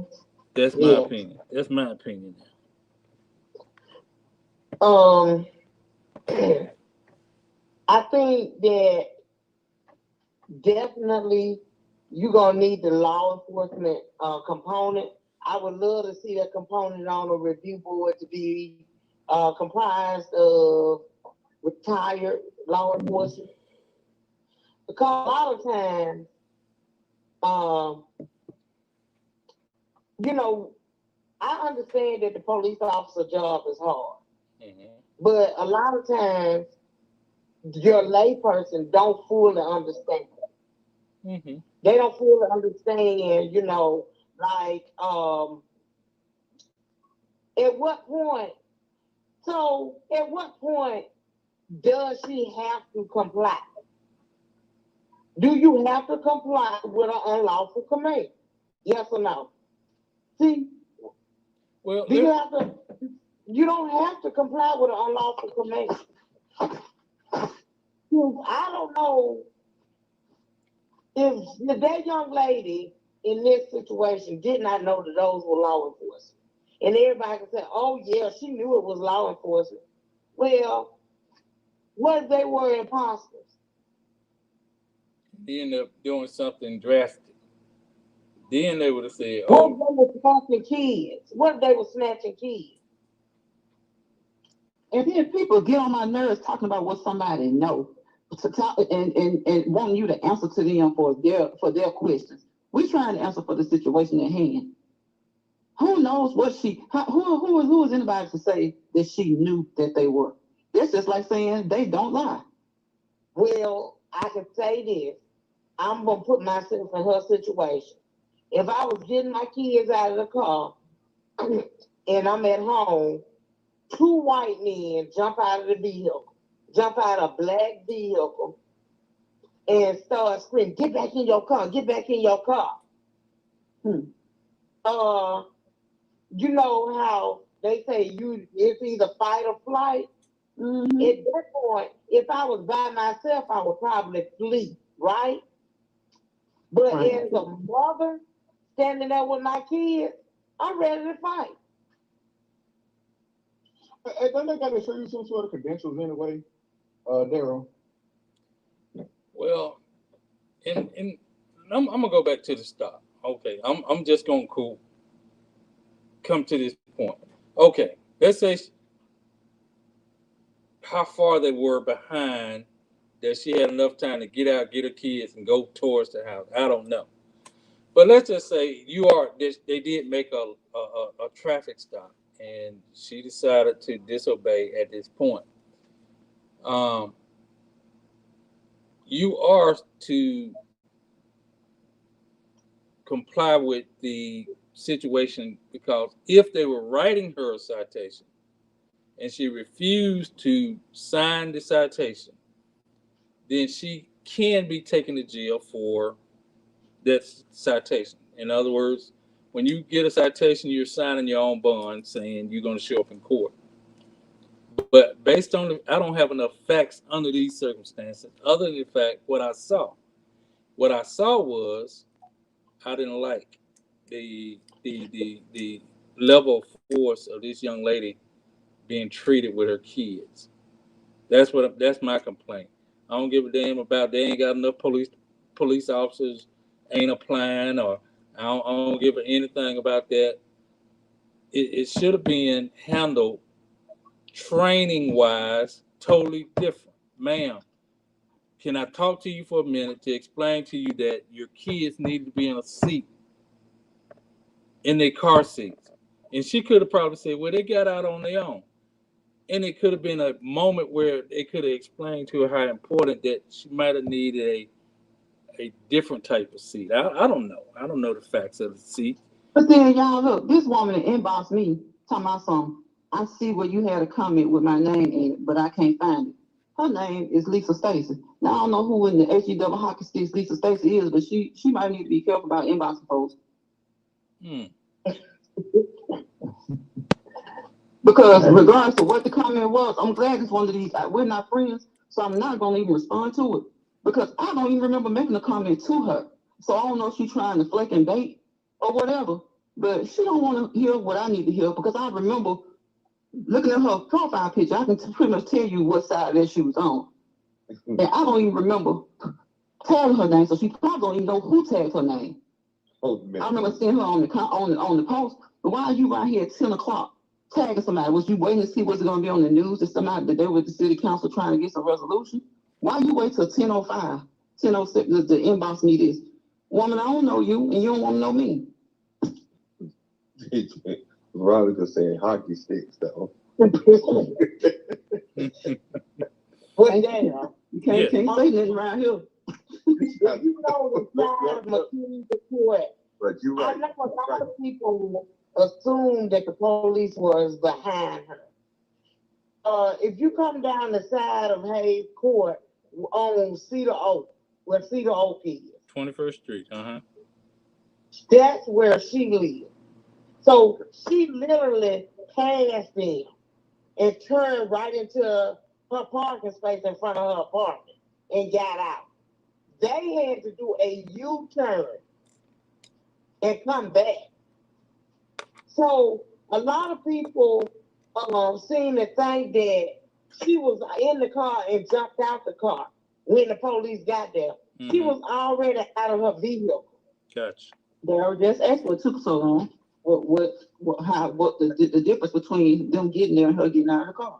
Right. That's why I asked, because I had overheard, statement said, she just wanted to take her kids into her house, take them inside the house and then deal with the police officers, which is a legitimate thing to do. So for them to jump from one thing to that extreme simply because this woman wants to remove her children from this situation and then deal with them, which made sense, they jumped on her and brutalized her. Why? Because she's a black female. I think it was that, and it also that the thing that we've been talking about for a long time, just about people having a power trip. Like, I told you not to move. I told you to get back in the car. You're gonna do what I tell you to do when I tell you to do it. And you know what I'm saying, when you don't do that, I show you this. Oh yeah. And then this whole little thing where, it's for the safety of our officers. If you so scared that you are worried about a woman getting out of the car with two toddlers. A 1-year-old and a 3-year-old. You in the wrong. Why did you choose to go into police? Exactly. I've been saying that forever. Why would you choose policing if you are that scared? Not for you. Now, when was the last time was an officer shot in Tuscaloosa? September 2017. 17, yeah. Okay, they act like this the Wild West around here. Well, if it was, it's because they made it that way because they got open carry out here. So you basically walk around with a gun on the side of your hip. Good point, Mike. You sure can. You sure can. Next Tuesday, 6 o'clock, Well, NAACP. somebody can. I know who ain't supposed to. I know that right. What you said, Daryl, next Tuesday? Making sure. Next Tuesday, 6 o'clock, Tuscaloosa City Council meeting. Are we gonna meet down there? That's what she's saying. I want to ask, I think the city council owes that young lady and her mother an apology. I think they owe them an apology. They basically sat there and said, we're going to back our office. Okay. So they address that before even addressing her issue. Okay, let's go. I think the city council need to realize that they were voted in to do a job for their constituents, and if they want to go the way that they want to go, realize that next election time comes, they won't be there. One-term council person. That's all. Let's just make them a one-term council person. Plain and simple. Because you, like you said, Mike, you work for your constituents. You are supposed to be supporting your base. You're supposed to be speaking for your base. Now, I didn't elect you to speak for any other party but our party, our base, our community. If they're not doing that, then so be it. Vote them out. Because that's unacceptable in any level. I don't care who it is. And let me tell you, when Mike Altman was addressing the council, one of the council members had the nerve to ask him, have you ever tried to be a police officer? What was that all about? Was that even relevant? Why would you say something like that? He made sure to get that in because I think Mike was about to turn and walk away. I'm just curious who these council people are making these ludicrous statements. They're a reflection of what's becoming of the United States. That was for District 6 right there. The other person everybody talking about District 1 and that was John Fayles. But why did he think that comment was appropriate? Exactly. That was showing complete police support. This is just run of the mill. We just going through the motions with you. John Fayles let me tell you something. John Fayles, when there was a time in the city of Tuscaloosa when a black officer couldn't even get promoted. There was an investigation. There was some lies told, from what I understand. John Fayles didn't support all police officers. That's not true. He didn't support all police officers. So some of these people around here got short memories or they don't know. No, they know. They just have that sense of entitlement embedded in them. And they think a lot of people don't know. It's not short memory, it's selective memory. That's next. There you go. Darryl, was you on the police force back then when a black officer couldn't get promoted? I was a part of the group that filed a lawsuit against the Then city. you know exactly what I'm talking about. Yes, ma'am. I was a part of that, and some people has benefited and some hadn't. But somebody had to make a stand. There was a group of black officers that had to file a lawsuit. because a black officer couldn't even get promoted in Tuscaloosa. I tell you, boy, you better pay attention. People now, but see, I'm a lifelong resident of Tuscaloosa. I tell anybody I love Tuscaloosa so much. I remember one time I left my family on vacation to come home.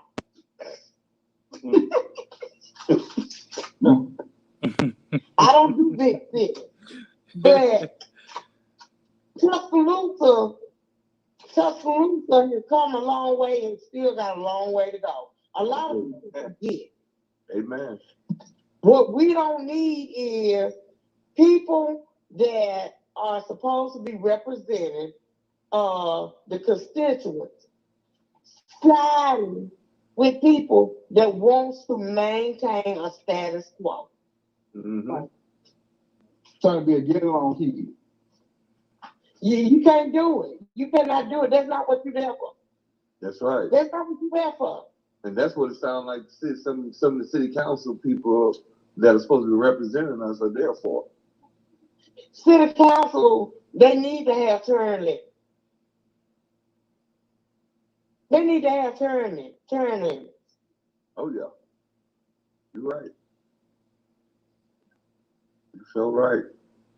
Because every time I do turn on the TV and I mean on the Facebook and I'm listening to them, it's always the same two people doing all the talking.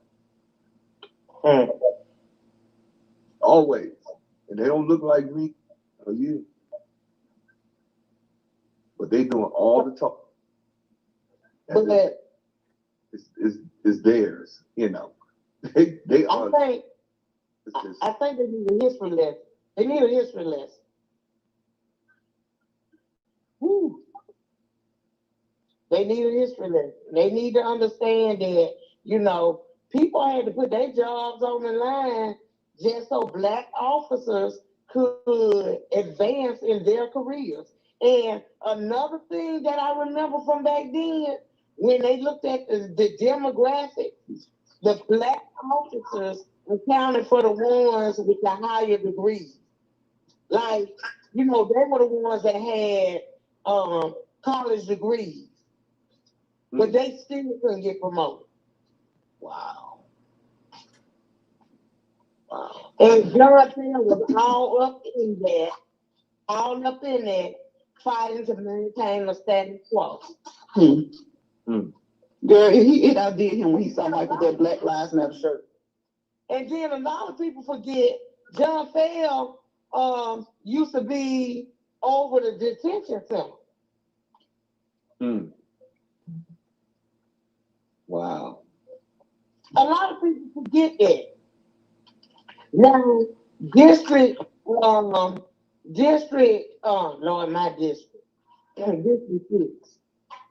District 6 is predominantly black as well. People need to do their history and do their research on these people before they go in and put them in office. For real. That's true. Because there was a time when that detention center, there were very few white kids in that detention center. It was used as sort of like a dumping ground. It sure was. It sure was. And when John failed over the detention center, when that young boy hung himself. I can't say if he was or wasn't. I can't say if he was or wasn't. So he, you know, it's like, but for him to sit there and ask somebody, have you ever tried to be a police officer? What in the world that have to do with the price of tea in China? Ain't nobody up there asking about that man got a job. Does that mean that he can't come and address the city council and ask questions and receive a plausible response without all of the sarcasm? Because that's what it was, sarcasm and deflation. He's a member of the community, so he should. Everybody as a member of the community should have had some sort of some sort of way, feeling some sort of way about that video had they seen it. I know everybody probably didn't see it, but if you heard about it and it went down the way that it went, if you heard about it on the video, you should have had a comment that you wanted to put forth. This is something that's happening in our community. Once again, it's not going across the water. It's not going in the predominantly white neighborhood. When it comes down to it, while we got unmarked police cars stopping people for traffic stops, but then you're gonna send all the police officers on the game day. You're gonna send every that one we got sitting right there on University Boulevard on campus to make sure that everything goes smoothly for Alabama game. Yeah. Like I said, you know what I'm saying, and you're not throwing down any of those college kids like that. no, that could be kidding. That never happened. Don't they have to have permission? They have to go through non-student services before they can arrest college students on their campus. What? I don't even think TPD can arrest a college student on their campus. No, I don't think that's. Got to be kidding me. I know there's some kind of committee that they have to, this college student go to for his punishment, but for the arrest, yeah, they can make the arrest. No, do you remember when they did that sting and all them college students got arrested?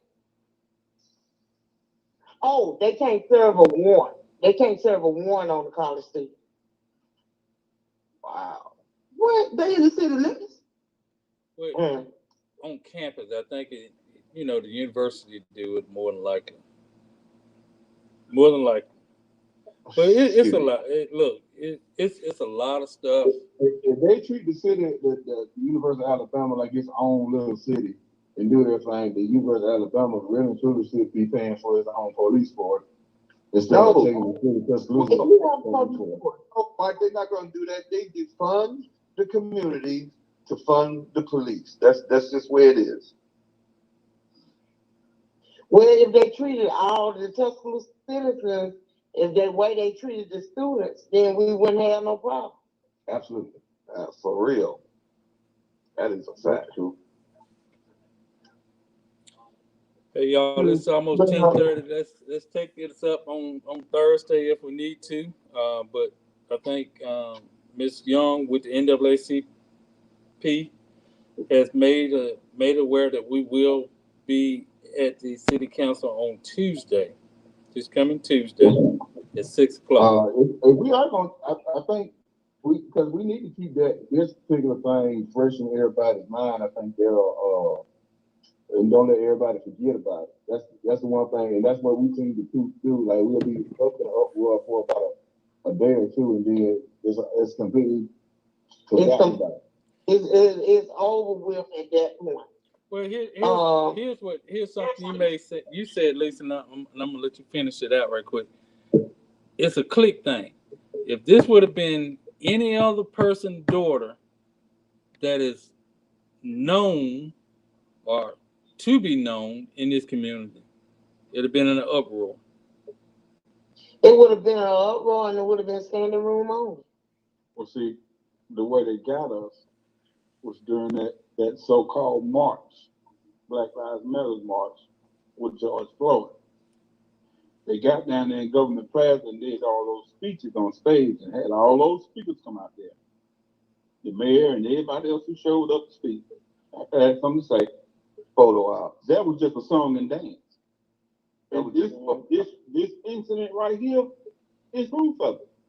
And the meeting and how it went and what everybody said and how they talked, that's your evidence. All that happened before, it was just a song and dance. Mm-hmm. That's all it was. Just a pure song and dance. They are demonstrating that. They demonstrated that in that meeting, according to that accident. Well, what I found was interesting about that was they've already concluded that the officers are right, even though they claim there's no video footage. The officers had no body cameras, no body cameras. Hmm. The cruiser, there was no cameras on the cruiser. So what are their base? How are they concluding that that this young lady is is not telling the truth? What are they using to draw their conclusion? And if they are, why am I looking at the video that was shot by a civilian? Because even if they getting her for what they said they're getting her for, there was no need for that much brutality. No. Hook them up to a polygraph. No, that's inadmissible. Inadmissible. Exactly. I mean, I'm just speaking out. And a compulsive liar can be a polygraph. They're gonna do to protect them. Yeah, and like she said, a compulsive liar can beat a polygraph because they're comfortable and calm when they lie. Yeah. So you can't use a polygraph for a person that lies all the time. They in their normal natural state. And it's so sad that when things happen, they are recorded. Well, you guys don't know what led up. You have chips on your shoulder. Well, the chips are there for a reason, and they know there's a long-standing reason, and they just want us to just throw it off for nothing. But they say you can't go by what that little bit, and it's all. But if you stealing, or if they catch you doing something, they don't need but 2 seconds of clips. That's a little bit exactly. Next thing you gotta catch you stealing, and you just have you in the vicinity. And that's 2 seconds of clip. That's enough. And the first thing they're asking you is, how can you dispute the video? Exactly. You had a lot of people that ran for city council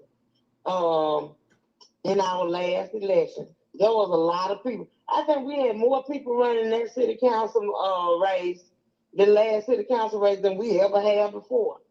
These are people that wanted to be representatives in their districts. These people also need to avail themselves to the citizens in their districts that they wanted to be represented.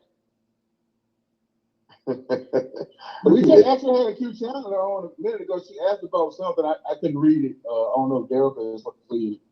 You know, she was one person that I know was working in her community prior to. She was already working in her community. She has always worked in her community. She has always been very busy. But there was a lot of newcomers that were vying for city council seats. Where are these people at now? They were at every single photo op that they could find during the election period. Now they act like they in hiding.